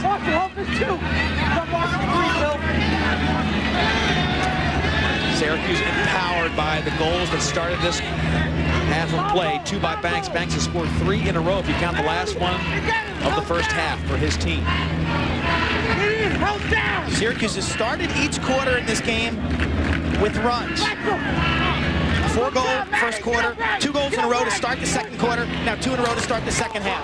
O'Shaughnessy tried to get it back to Strebel, and he was pancaked by the Syracuse defense. 4-on-3 going this way. They love transition. They could not get it to Stesson's stick. Stetson may be looking up a little bit because he knew he had some numbers. Ball goes out of bounds, and Princeton will get possession. That is textbook Syracuse. Desco saying come down. How about the big-time hit on O'Shaughnessy? A senior that'll be leaving this team. One of only 2 seniors that are getting really regular time on this rotation. Sims they rely on, of course, as the 3-time first-team All-American. And then O'Shaughnessy from Denver. Princeton coming down now. A little bit more urgency in their step. Hartopoulos back to Strebel, and Glatzel's got him measured. Who's one here? You're one, Bill. Marshall, 2. Dan Clark's got a great right-handed shot.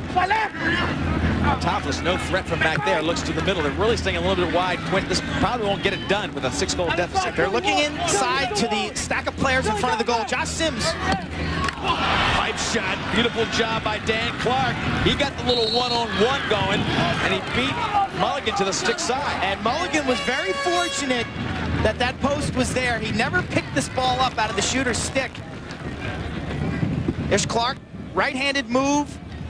Keep your eye on the ball as it rattles off the post. Mulligan just late to get on that.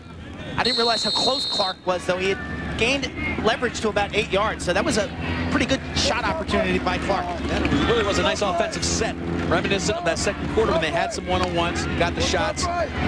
They really took advantage of a couple unsettled situations, too, where they broke down the defense. As a goalie in that situation, you think the shooter's going to shoot for the far post.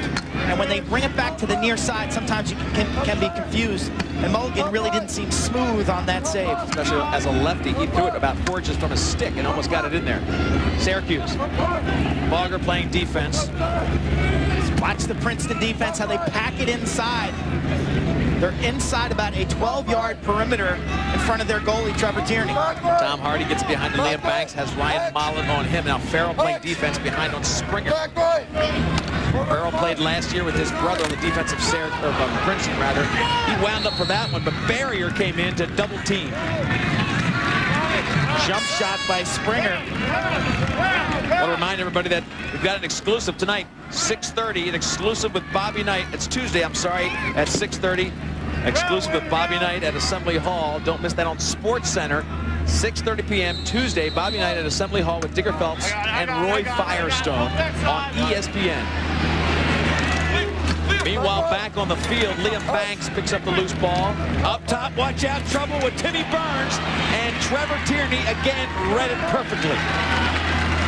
Banks saying, slow down, calm down. I tell you, Trevor Tierney has been sensational when he gets a chance to see the ball. He waits for it to come out of the stick, and then he goes right to where the location is. Very tough to beat with time. There's a hard shot with velocity, and this one, no chance for Trevor Tierney. Talk about the cannon shot, and Quint, this guy has more velocity than anybody on the Syracuse team. He is as imposing of a shooter as I have ever seen in this game. 6'3", 210. Watch him position himself right here with the time and room. Princeton's defense steps upfield. Springer can set his feet and unleash the stealth bomber. Here it is from close range, and you really have to feel for Trevor Tierney. These Syracuse goals have all been within about an 8-yard to 5-yard radius. 10-3 the score, a 7-goal lead. It's falling apart for Princeton, an overachieving team that beat the defending champions in the semifinal game. Nobody thought they would, even though they were the 3rd seed. Virginia was the 2nd. People were planning to watch the rematch of last year's game. Well, Princeton ruined that with a just perfectly played game. Watch out in front. Syracuse again with a rocket to the right-handed side with Chris Searcy getting one of his few shots. This is the coach's wife, Helen Tierney, on the sideline. She really has a lot going on. You've got two of your sons playing, and of course your husband going for the national champion. There is Trevor, and on the offensive end, Brendan, number 2. 40, go! I haven't seen a lot of Brendan, even though he had the winning shot in the semifinal game. He has not had a lot of field time today. Off the pike with this one. Kaufman with just a laser shot to the left of Tierney. Kaufman, the heir apparent in this program. He'll be their go-to guy on the offense next season when Ryan Powell leaves. There's Kaufman slipping a little bit, backed up by Banks. Banks, talk about overachievers. Look at this guy. Not the biggest, not the fastest, not the best offensive stick skills, but he is a champion in every sense of the world with 5 goals on the day. And he complements the rest of the Syracuse offense so well. His intelligence around the goal, he realizes that Springer's the shooter, Powell's the playmaker. Somewhere he needs to fit his skills in between them, and he has done a fabulous job. 2 players on this team. There's the younger Tierney now, Brendan Tierney, number 2. As Striebel gets him behind, so he hadn't had a lot of playing time, but now he's on there. They're trying to shake it up and get a little something going. Louis St. George will play Brendan Tierney as Striebel starts behind. Glatzel's done a nice job containing Striebel. Get up right! You good, Danny? Get up! Danny Clark working from behind. Big shot by Tierney. They got one up top, but St. George put the stick in his face and took away a lot of the effectiveness. St. George was late getting there. He was staring at the ball. But Mulligan, being a left-hander, there really helped him. His stick was to the wide side of the goal. Glatzel forces it inside. Great feed and an even better save by Tierney. Glatzel found Springer with a backhanded feed, and he's still down there working the ball. Put it right in front of Springer, Quinn. He had to catch it backhanded and then immediately redirect it toward the goal, and Tierney still was quick enough to make the block. Springer with the quick hands just redirected that pass. And somehow Trevor Tierney followed that the entire way. 5.5 left in the third quarter. 7 goals separating these two teams. Unusual in this championship series. We've seen some great ones over the years, and if it's going to be a 1-goal game, you better watch out, because Princeton normally wins those. Syracuse very intent on making sure the margin stays wide. Princeton appears to be packing it in a zone defense. Cat and mouse with the hero of the day, Liam Banks. The defense, Farrell, was caught on the front side. Liam Banks waited, and then drove left to get his 6th goal. Again, a little dip and dunk. He's got such a crafty shot. Banks and Farrell, cat and mouse game behind the goal. Banks just beats him to the post and beats Tierney from close range. 6 goals for Liam Banks. Farrell caught between the post and Banks. I'm surprised Farrell went to the left. A lot of times you can sit back there for a long time. It's almost better to wait before you make a commitment. Farrell committed left to his left, which made Banks have an easy target on the other side. Artopoulos picks up the face-off. Finally, Princeton gets one off the draw. Liam Banks is within 1 goal of tying Mike French of Cornell in 1976. Mike French scored 7 goals in a championship game. Right now, he's tied for 2nd with Jeff Cook and Al Rimmer. This day for him, odds-on favorite to be the MVP of this game. With all the focus on Ryan Powell, you knew somebody had a chance to step up. Springer gets all the attention with his hard shot. And here's Liam Banks doing everything perfectly to build an 8-goal lead for his team. Pushing it in close, a check. Here's Sims, and he finds the net. Great play by Sims. The ball went through the intended target, but Sims was there to pick it up, and he didn't waste any time putting it back off stick side on Mulligan. Josh Sims. This ball will trickle through the defense to Sims. Precision, accuracy, well placed. Nearly an impossible save from Mulligan. Sims about 32% from the field. A 3-time first-team All-American selection.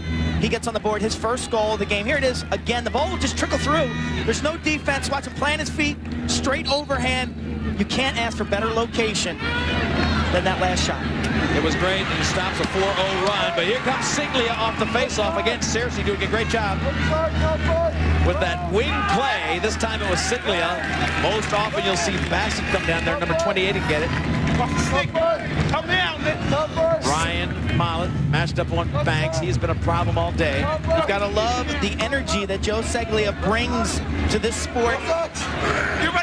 He lets it hang out on every single play. Playing a little bit of a zone defense here, Princeton, just trying to keep Syracuse out. You've got to flush Ryan Powell out here. You can't let him sit and feed. He'll eat you apart. Well, they did a great job of squeezing him from both sides. Mollett came one side, Damian Davis came from the other. Ryan Powell had to turn very quickly, and he overthrows the intended target. Goes back to Princeton. You've got to flush him out. I've seen Powell have 7 assists against the Loyola team that tried to use the same type of zone defense. He'll sit back there behind the goal and just pick you apart.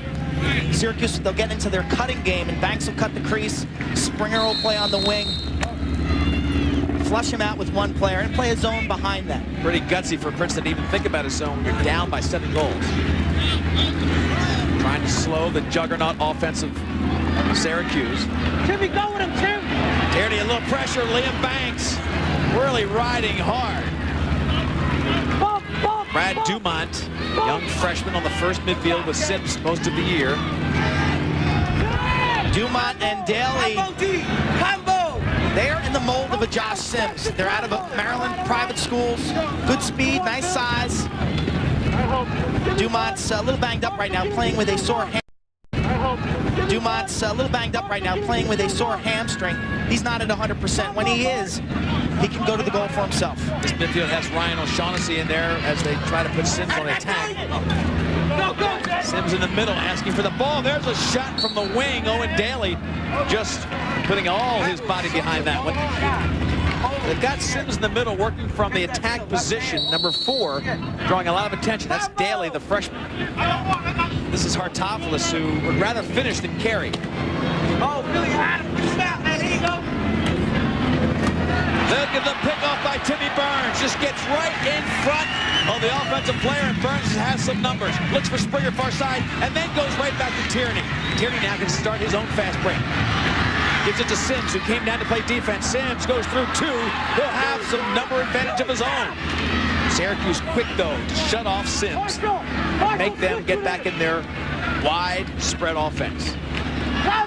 It all started with Brad Dumont getting the ball picked off by Timmy Burns. And Burns there trying to really rag Dumont. Dumont comes in and gets a shot.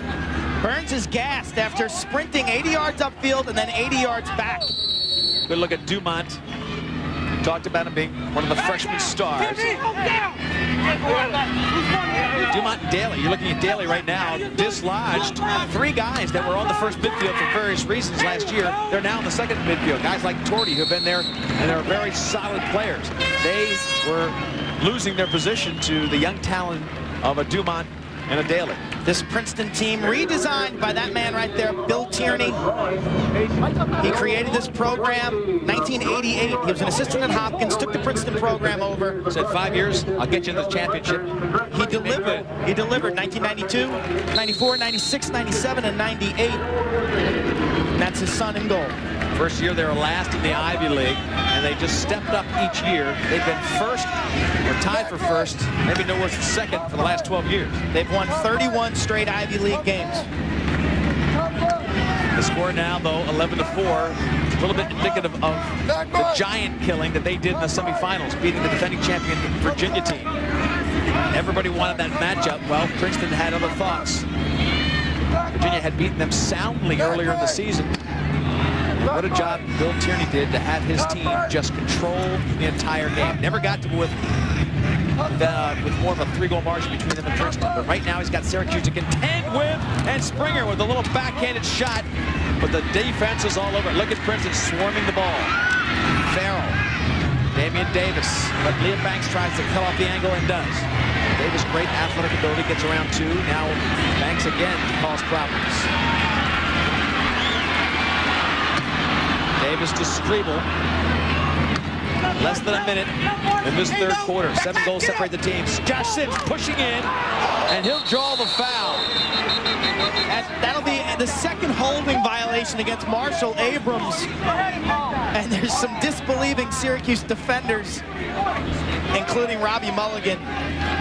Sims sensing the urgency of every possession with 34 seconds to go here in the third. Strebel will kick it behind the goal. Sims puts the afterburners on, and the hooking violation by Abrams. Sims held his stick a little right there to help the officials with that call. Made it an easy call for the refs. Sims has been getting the motion to his left. It looks like they're overplaying his right. He's been beating the defenders. Abrams and all the guys are really taking away his right-handed drive. That's what they fear most. And he's had a lane to the goal with his left hand. 0 for 3, the Princeton extra man. Oh, good stick check to put it down on the turf by Jay Abendroth. Harrington to Strebel. Backside is open. There it is. Into the middle. There's a shot in the goal. Tierney comes up with a big goal. Brendan Tierney gets goal number 5 for the Princeton Tigers. Brendan Tierney from Harrington from Sims. Princeton starts this formation with 2 players behind the goal. They rotate up into a 3-3 set. Sims down low to Harrington, kicks it inside. Brendan Tierney. That is a replica of a goal they scored late stages of their semifinal upset over the University of Virginia. Brendan Tierney making it happen on the inside, high percentage shooter from close range. Athlete of the decade for Mercer County in New Jersey. According to that area, a pretty strong player, and he's showing his worth right here. Bassett, hard shot right into the stick of a waiting Trevor Tierney. Sims with transition as time winds down. So that's why Bassett cranked it up, folks. No time left, and he put intense pressure on this man, Josh Sims. He has assisted and scored in the last 2 goals of the game to put Princeton within 6. Can they come back against the great offense of the Syracuse Orangemen? Come back, find out. All right, suckers, ears up, minds open. Mrs. Jones is transmitting. Why are our sisters making less when they're busting their butts to the max? I'm speaking of pro women athletes. Are they playing any less hard than the fellas? Is their blood any less red? Whether it's tennis, track, or hoops, their sacrifice is the same. Yet women receive less. They deserve more. The more, the better. Free your mind and your game will follow. Can you dig it? How do you measure success?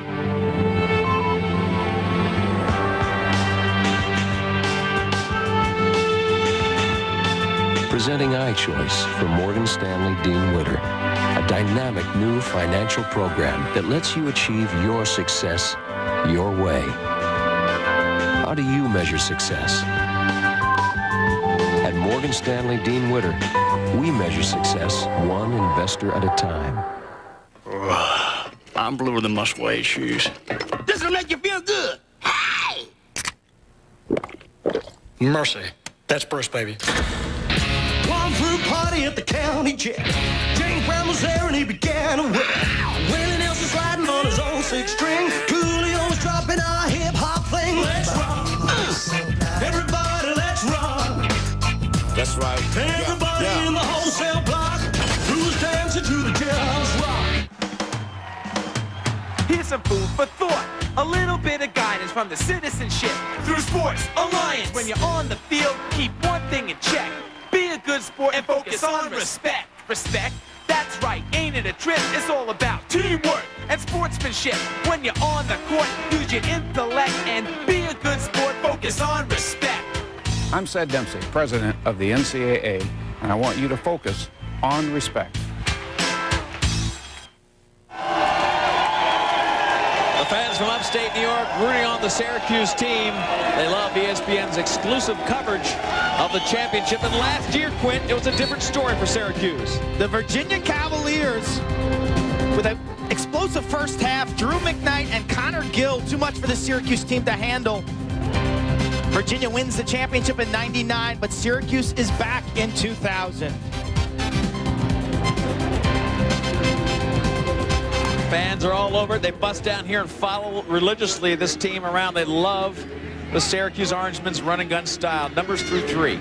Third quarter numbers, Trevor Tierney, 13 saves. Mulligan only tested 5 times ground balls. Look at that domination by the Syracuse midfielders, 45 ground balls.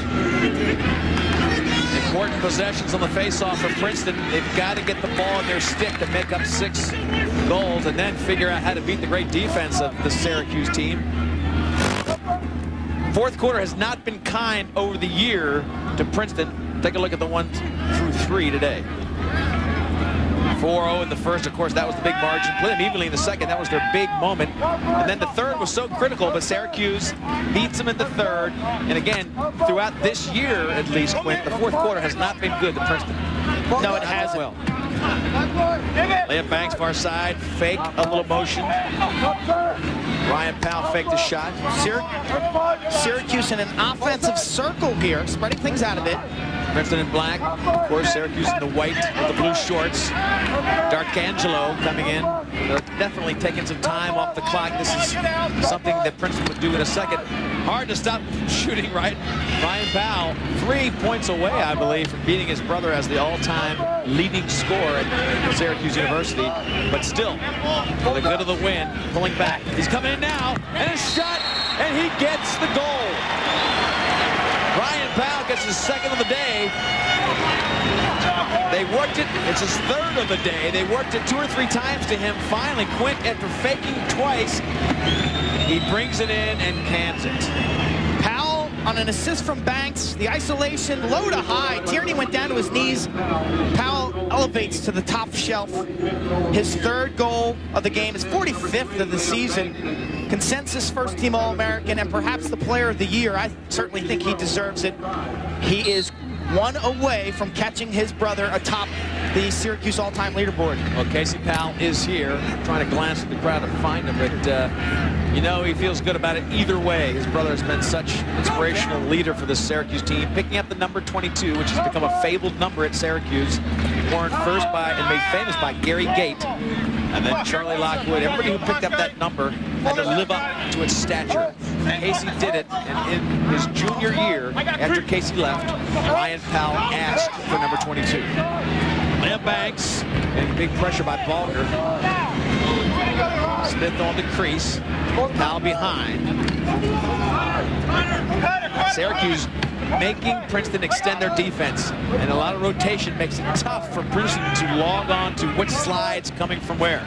Springer, big fake, dishes down below. Liam Banks goes with Farrell's pressure to well past the goal line extended. Syracuse, a well-designed offense today. John Desko, the head coach, giving a lot of credit to Kevin Donahue, the assistant, and Roy Simmons III for his work. Well, he said Roy Simmons III really is the one who has really brought the zone into this and the different look and the different slide packages. It was always Desko's defense, and Desko is a man-to-man guy. Their ability to score against this Princeton defense was questioned in the mid-90s. They've really figured it out. Of course, with the great teams they've had, offense was always talked about, but if you look at the great teams that won championships, they always had an impressive pack of defensive players and a pretty exceptional goalie back there to back them up. Syracuse, again, making Princeton get more aggressive. They're going to make Princeton extend the defense, and then they will take their punch at the goal. Right there's a shot. Tierney saves him. And Farrell gets the loose ball. Smith drags him. A well-designed play by Syracuse. Tierney got his butt end. He made that save with his left hand. Terrific. Farrell had Torney inside, but Smith backed it up. And good job by Torney to run out the shot. He's closest to that shot, so the ball will stay in Princeton's end. Nice look by Farrell. He really put some pressure on the defensive end of Syracuse. Held the ball the whole way. Mulligan working the officials. Ball back in Josh Sims' stick.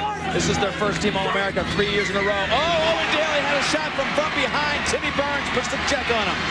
A little bit slow reacting. If Owen Daly was moving with that speed, he would have had tough pressure. Illegal procedure against Princeton. There was some slashing going on in that last melee in front of the Syracuse goal. I hope Bill Tierney's ticker is healthy, because I'm telling you, he is worked up. Both sides now. A late substitution on the far side. That's the second call that has gone against Syracuse out of the box. Let me tell you, there are plenty of substitutions in this game, over 400 per game. It's gotten to be pretty much a 6-on-6 game. Transition slowed down a little bit by the specialization of the game of lacrosse. Princeton now with a chance to try to get some of these goals back. Ryan O'Shaughnessy gets it behind a Strebel. O'Shaughnessy with Smith, the short stick on him. They like that matchup. Daly gets it over to Dumont. Dumont, nice juke move inside. He'll have a shot, right-handed shot, and an arm save. Mulligan just punched it with his fist to take it wide. Dumont with the penetration. Mulligan rising to the occasion. 6 saves. Most of the Princeton shots have been from close range lately. They took some outside shots in the first quarter. Not well-directed shots. That last one from Dumont was well-placed. O'Shaughnessy again will lock up on that short stick defense and try to get a good shot. That one goes in, but beautifully placed off-stick shot. Mulligan had it read, and he is feeling pretty confident and playing that way. Play St. George, working with Abrams.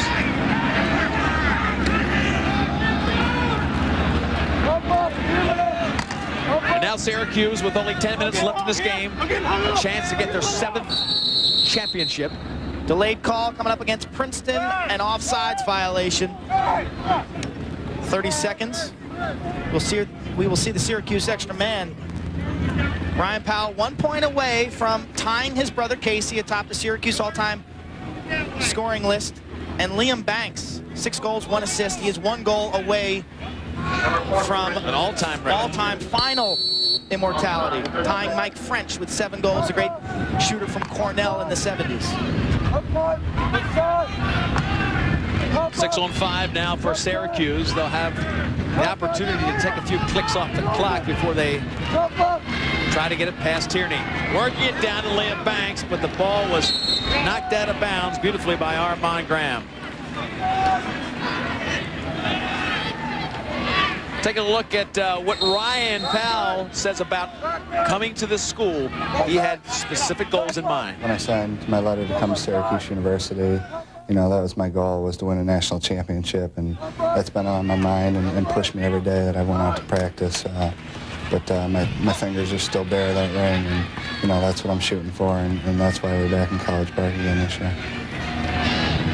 So the thoughts of the leader of the Syracuse team in his final game as a collegiate player, following the footsteps, the big footsteps of his brother Casey, a chance to eclipse him no worse than 1-2 the all-time scoring list, and that is pretty impressive. And he has grown into his greatness. When he was a freshman and a sophomore, he was willing to step back and allow his brother to dominate the games. Princeton with a hard shot, can't get it to go. Dan Clark put it on Mulligan. Look at the ground ball work by Glatzel. Ground ball's dominated by Syracuse and Quint. Normally that'll get you a W. And it's their long stick players scooping up so many of them. Dish inside. Powell's got a chance for one, but he rips it off the pipe. Powell peppered the pipe on the pass from Seglia. Peter Piper was there too. Incredible push, and Tierney just stood his ground.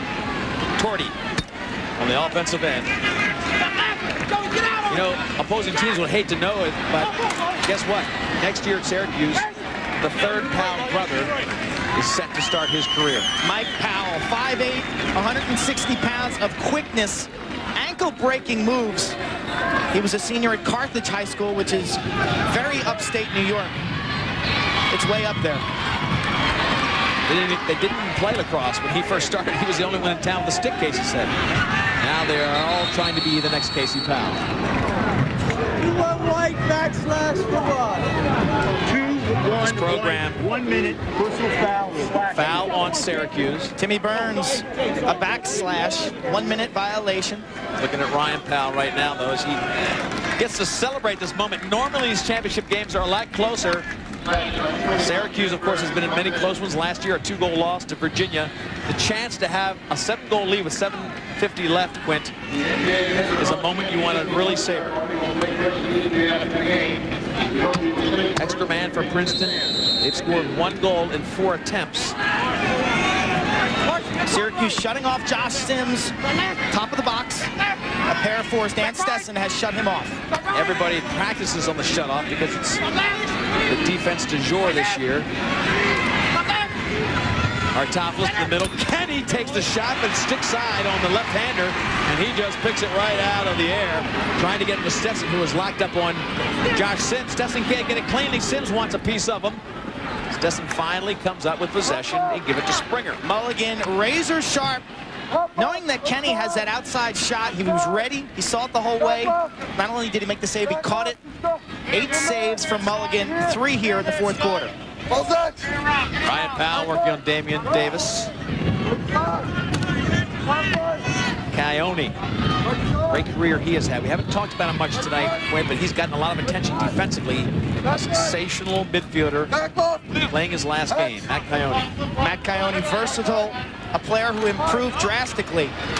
Look at Ryan Powell trying to pull his way into the all-time record. Liam Banks following up, looking for Powell. Fishes it into him, but they can't get it. He was double-teamed. They still tried to force it in. Referee being pleaded to by Ryan Powell, saying, look, I was being hammered. But it was good defense by Princeton. Ball was out of bounds on Princeton, so Syracuse will maintain possession. Banks got clobbered in the head, was looking for the call, lobbied the officials. The double team on Powell, the only way you can stop him. Far side, Mollet with the cross check. Still got the shot up and a good save by Tierney, kept it there. But watch him back into the crease. If that continued, he still put pressure on the team. And here they are back to a 6-on-6 situation. Princeton's going to have to gamble, Quinn. They've got to come out and extend themselves and challenge the ball. Springer's underneath. Ryan Mullen picks it out of the air, gives it to Damian Davis, or gives him a chance to pick it off the turf, and he does. Great play by Mullen. Brings it up, looking for distribution. They're shutting off Sims again. This Princeton defense is going to be a handful next year. They return all 3 starters. Mollet will be a senior, Davis a sophomore, and Scott Farrell.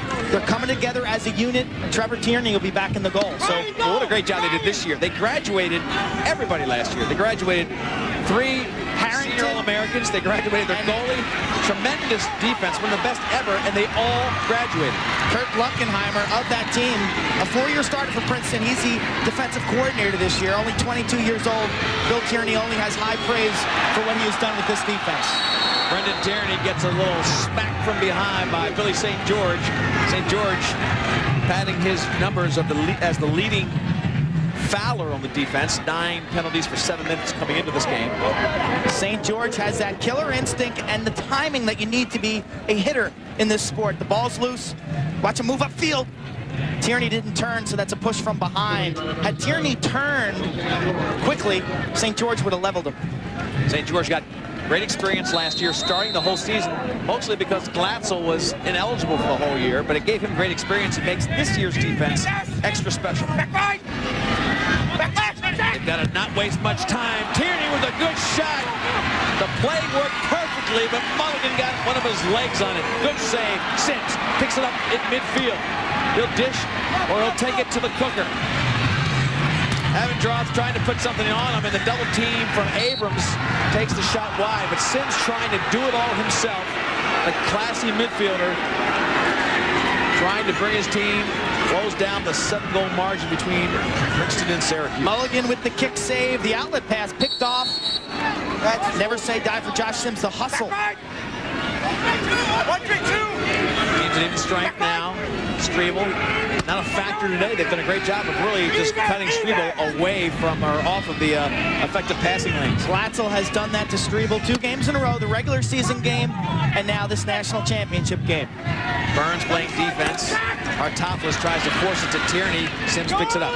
He likes room. Let's see if he takes it on himself. He's got Stessen, a nice matchup. They're looking to double. Burns just stays there to double him. Here comes another double. He's got 3 guys playing him. He gives up to Strebel, and Strebel finds the net. Beautiful job by Josh Sims. First double team, then triple team. Finally, he just turns and finds his attackman Strebel. And he gunned that ball to Strebel. That's a look at Sims with the assist. Strebel with the goal. Sims will draw a crowd.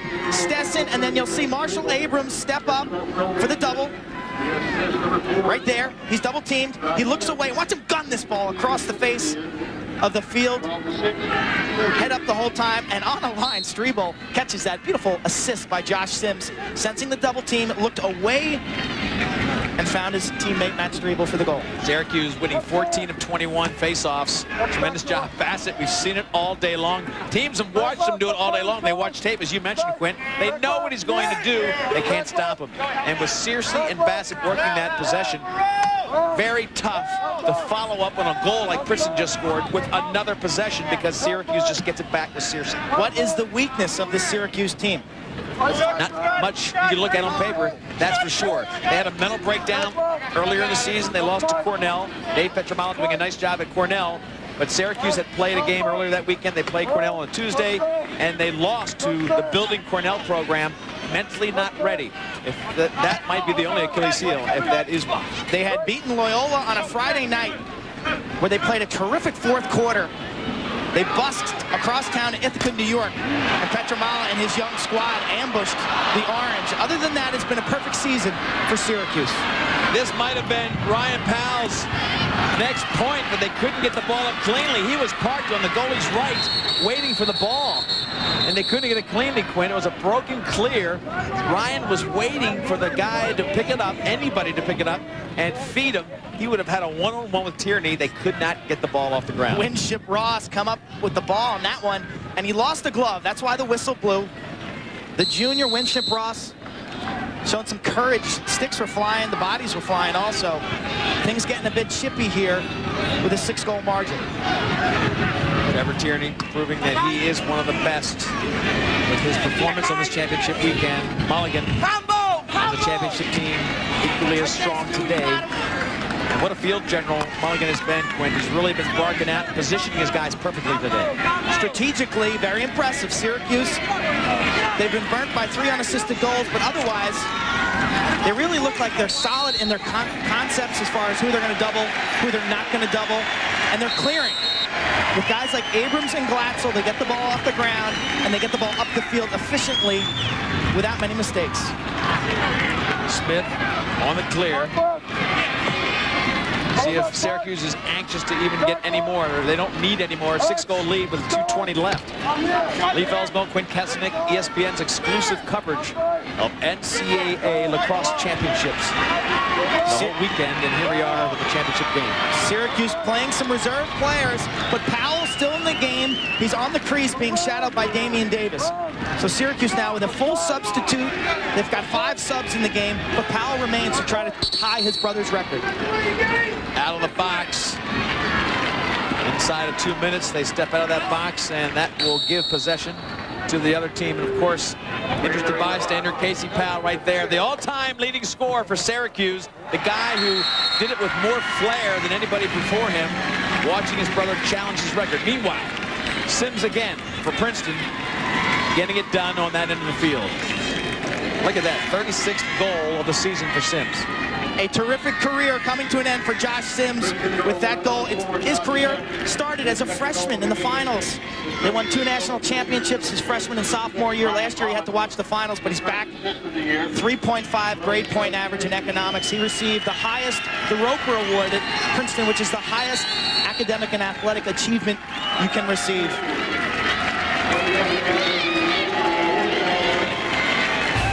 Casey Powell enjoying his team's success. We'll come back for the final moments of the Syracuse championship.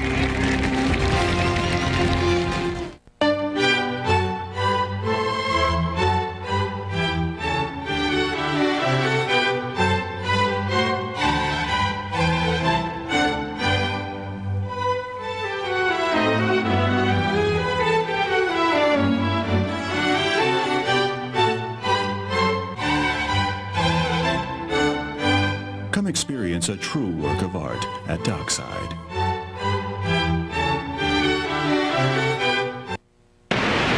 This is a public notice. Apple Chevrolet Oldsmobile is conducting a 45-day test market volume selling pricing program that can literally save you thousands. Every new Apple, Chevrolet, and Oldsmobile will be clearly marked with Apple's absolute lowest price. No hassling, no haggling. The super low price you see, you get. Plus, with these great incentives, Apple saves you even more. So come take advantage of this tremendous buying opportunity at Apple Chevrolet Oldsmobile in Riverhead. Syracuse breaking out of their huddle. Lee Felsbaum, Quinn Kesnick bringing you the final moments of a Syracuse championship over a Princeton team that came to challenge after beating the defending champion. But this was 1995, Syracuse against an unbelievable Maryland team. Syracuse with a spurt in the late stages of the second quarter. Casey Powell right there beating the great Brian Doherty. Syracuse wins that game, 1995 champions. And it's been 5 years, but no double-decker sandwich today. The sandwich, of course, is if you are in between a class that gets a ring, a championship ring, you don't want to be a sandwich player at Syracuse. There are 2 graduating classes that have been sandwiched. This would have been a double. Not to happen. Ryan Powell will get his wish, along with the other seniors, Matt Coyote and others. Facing off, Syracuse can't get it cleanly. Syracuse trying to get the possession. Illegal procedure on Princeton. The ball will go back to Syracuse, so they've got 1:43 left. Ryan Powell still parked behind his brother. And I think that's where he's going to stay, or is he on the field? Is he on the crease? He's on the crease. Still on the field, being shadowed by Damian Davis. Damian Davis does not want to be in the record book. It's the guy who gave that all-time record. Trying to push it into him, and Ryan could not collect it. Davis checks it, goes to Trevor Tierney. Princeton trying to clear the ball with Rod Gifford. Raggy, the ball gets down around the midfield area. Big time hits. Syracuse coming up with Brett Walther just throwing the lumber. Timeout Princeton. Well, the Memorial Day magic for Princeton comes to a... We'll come back with our final moments of the fourth quarter. Stay with us.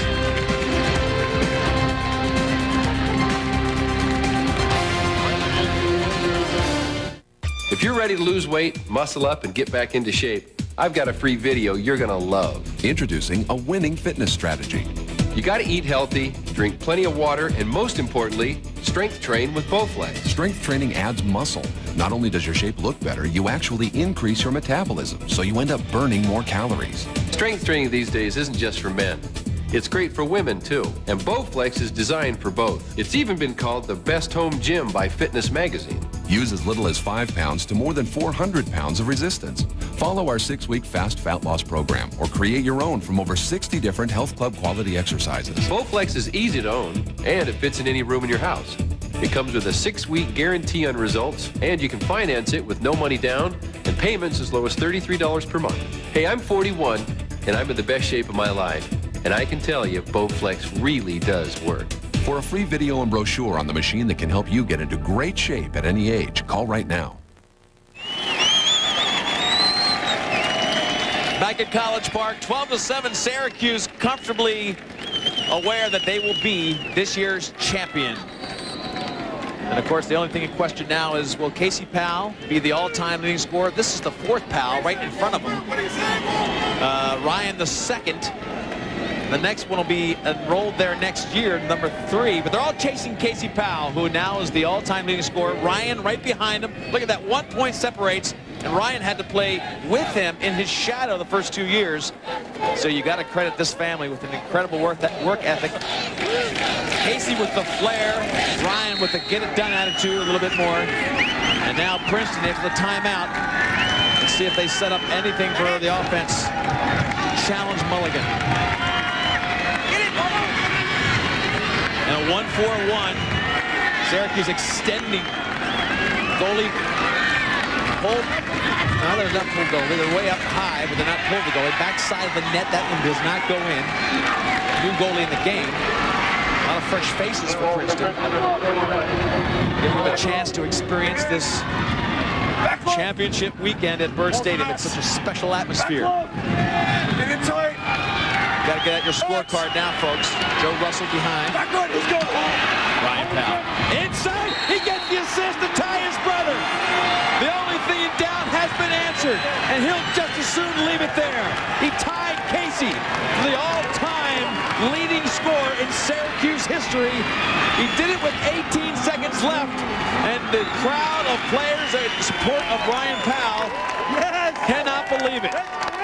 Fitting that they would leave it right there, Q. Leave them tied. The brothers, as close as you can get.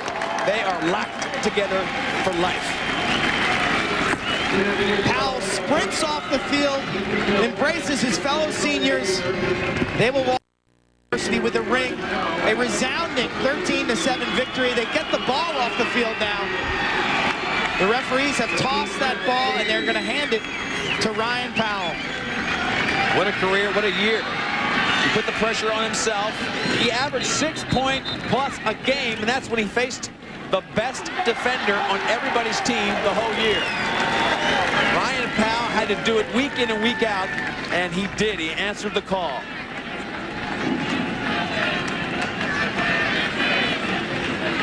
Syracuse.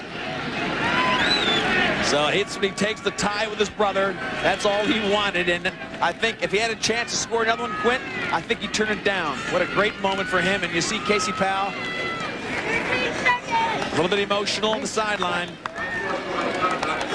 looking for his brother. Casey could not get it done his senior year, didn't get a chance. A tremendous player. He lost in the semifinals to this team. But today, here's the record tying assist. Tic-tac-toe.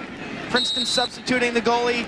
The reaction from the Syracuse bench and crowd, heartwarming as Ryan Powell sprinted off the field. What a great moment.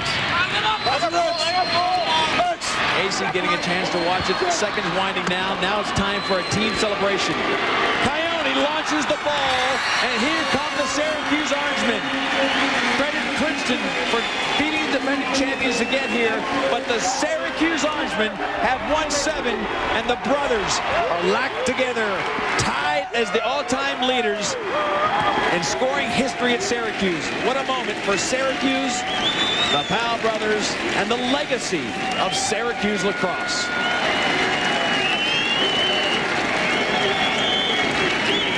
Ryan Powell, the little bro that followed Casey from Carthage to Syracuse.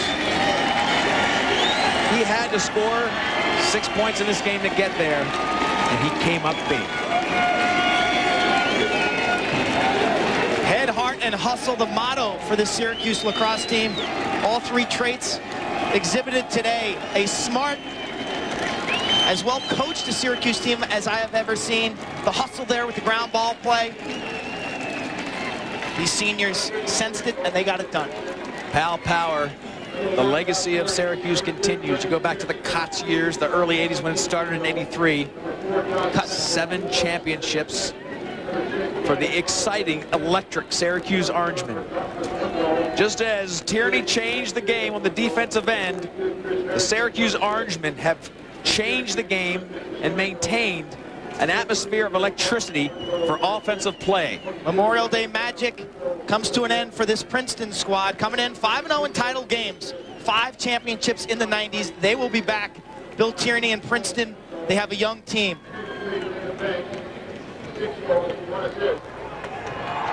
Mulligan and Ryan Powell.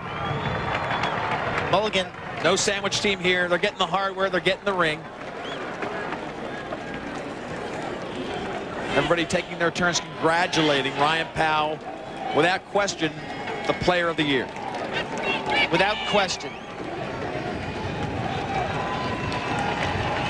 Take a look at what happened moments ago after the game. Ending was not in doubt. Watch Casey, watch his brother tie him. All-time record, 287 points for a career at Syracuse. The Powell brothers writing themselves into the history books. A very special moment for the program and for the family. Syracuse now cutting down the nets. Each senior will take a piece. And this will be the moment they'll remember forever. Syracuse coming out and doing what they've had to do week in and week out. And they beat a Princeton team that has a legacy as deep as theirs. Tremendous job for Tierney and Princeton to get here. Syracuse took care of business, and they get the championship for year 2000. For Quick Kesnick, I'm Lee Felsmo from College Park. The final once again, Syracuse 13 and Princeton 7.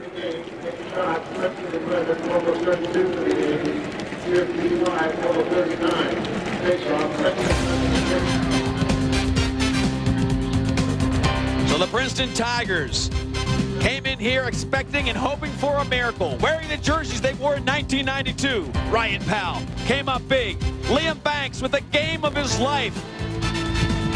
The defense so strong and so consistent, bursting the bubble of the hopes of Tierney and the defense of Syracuse.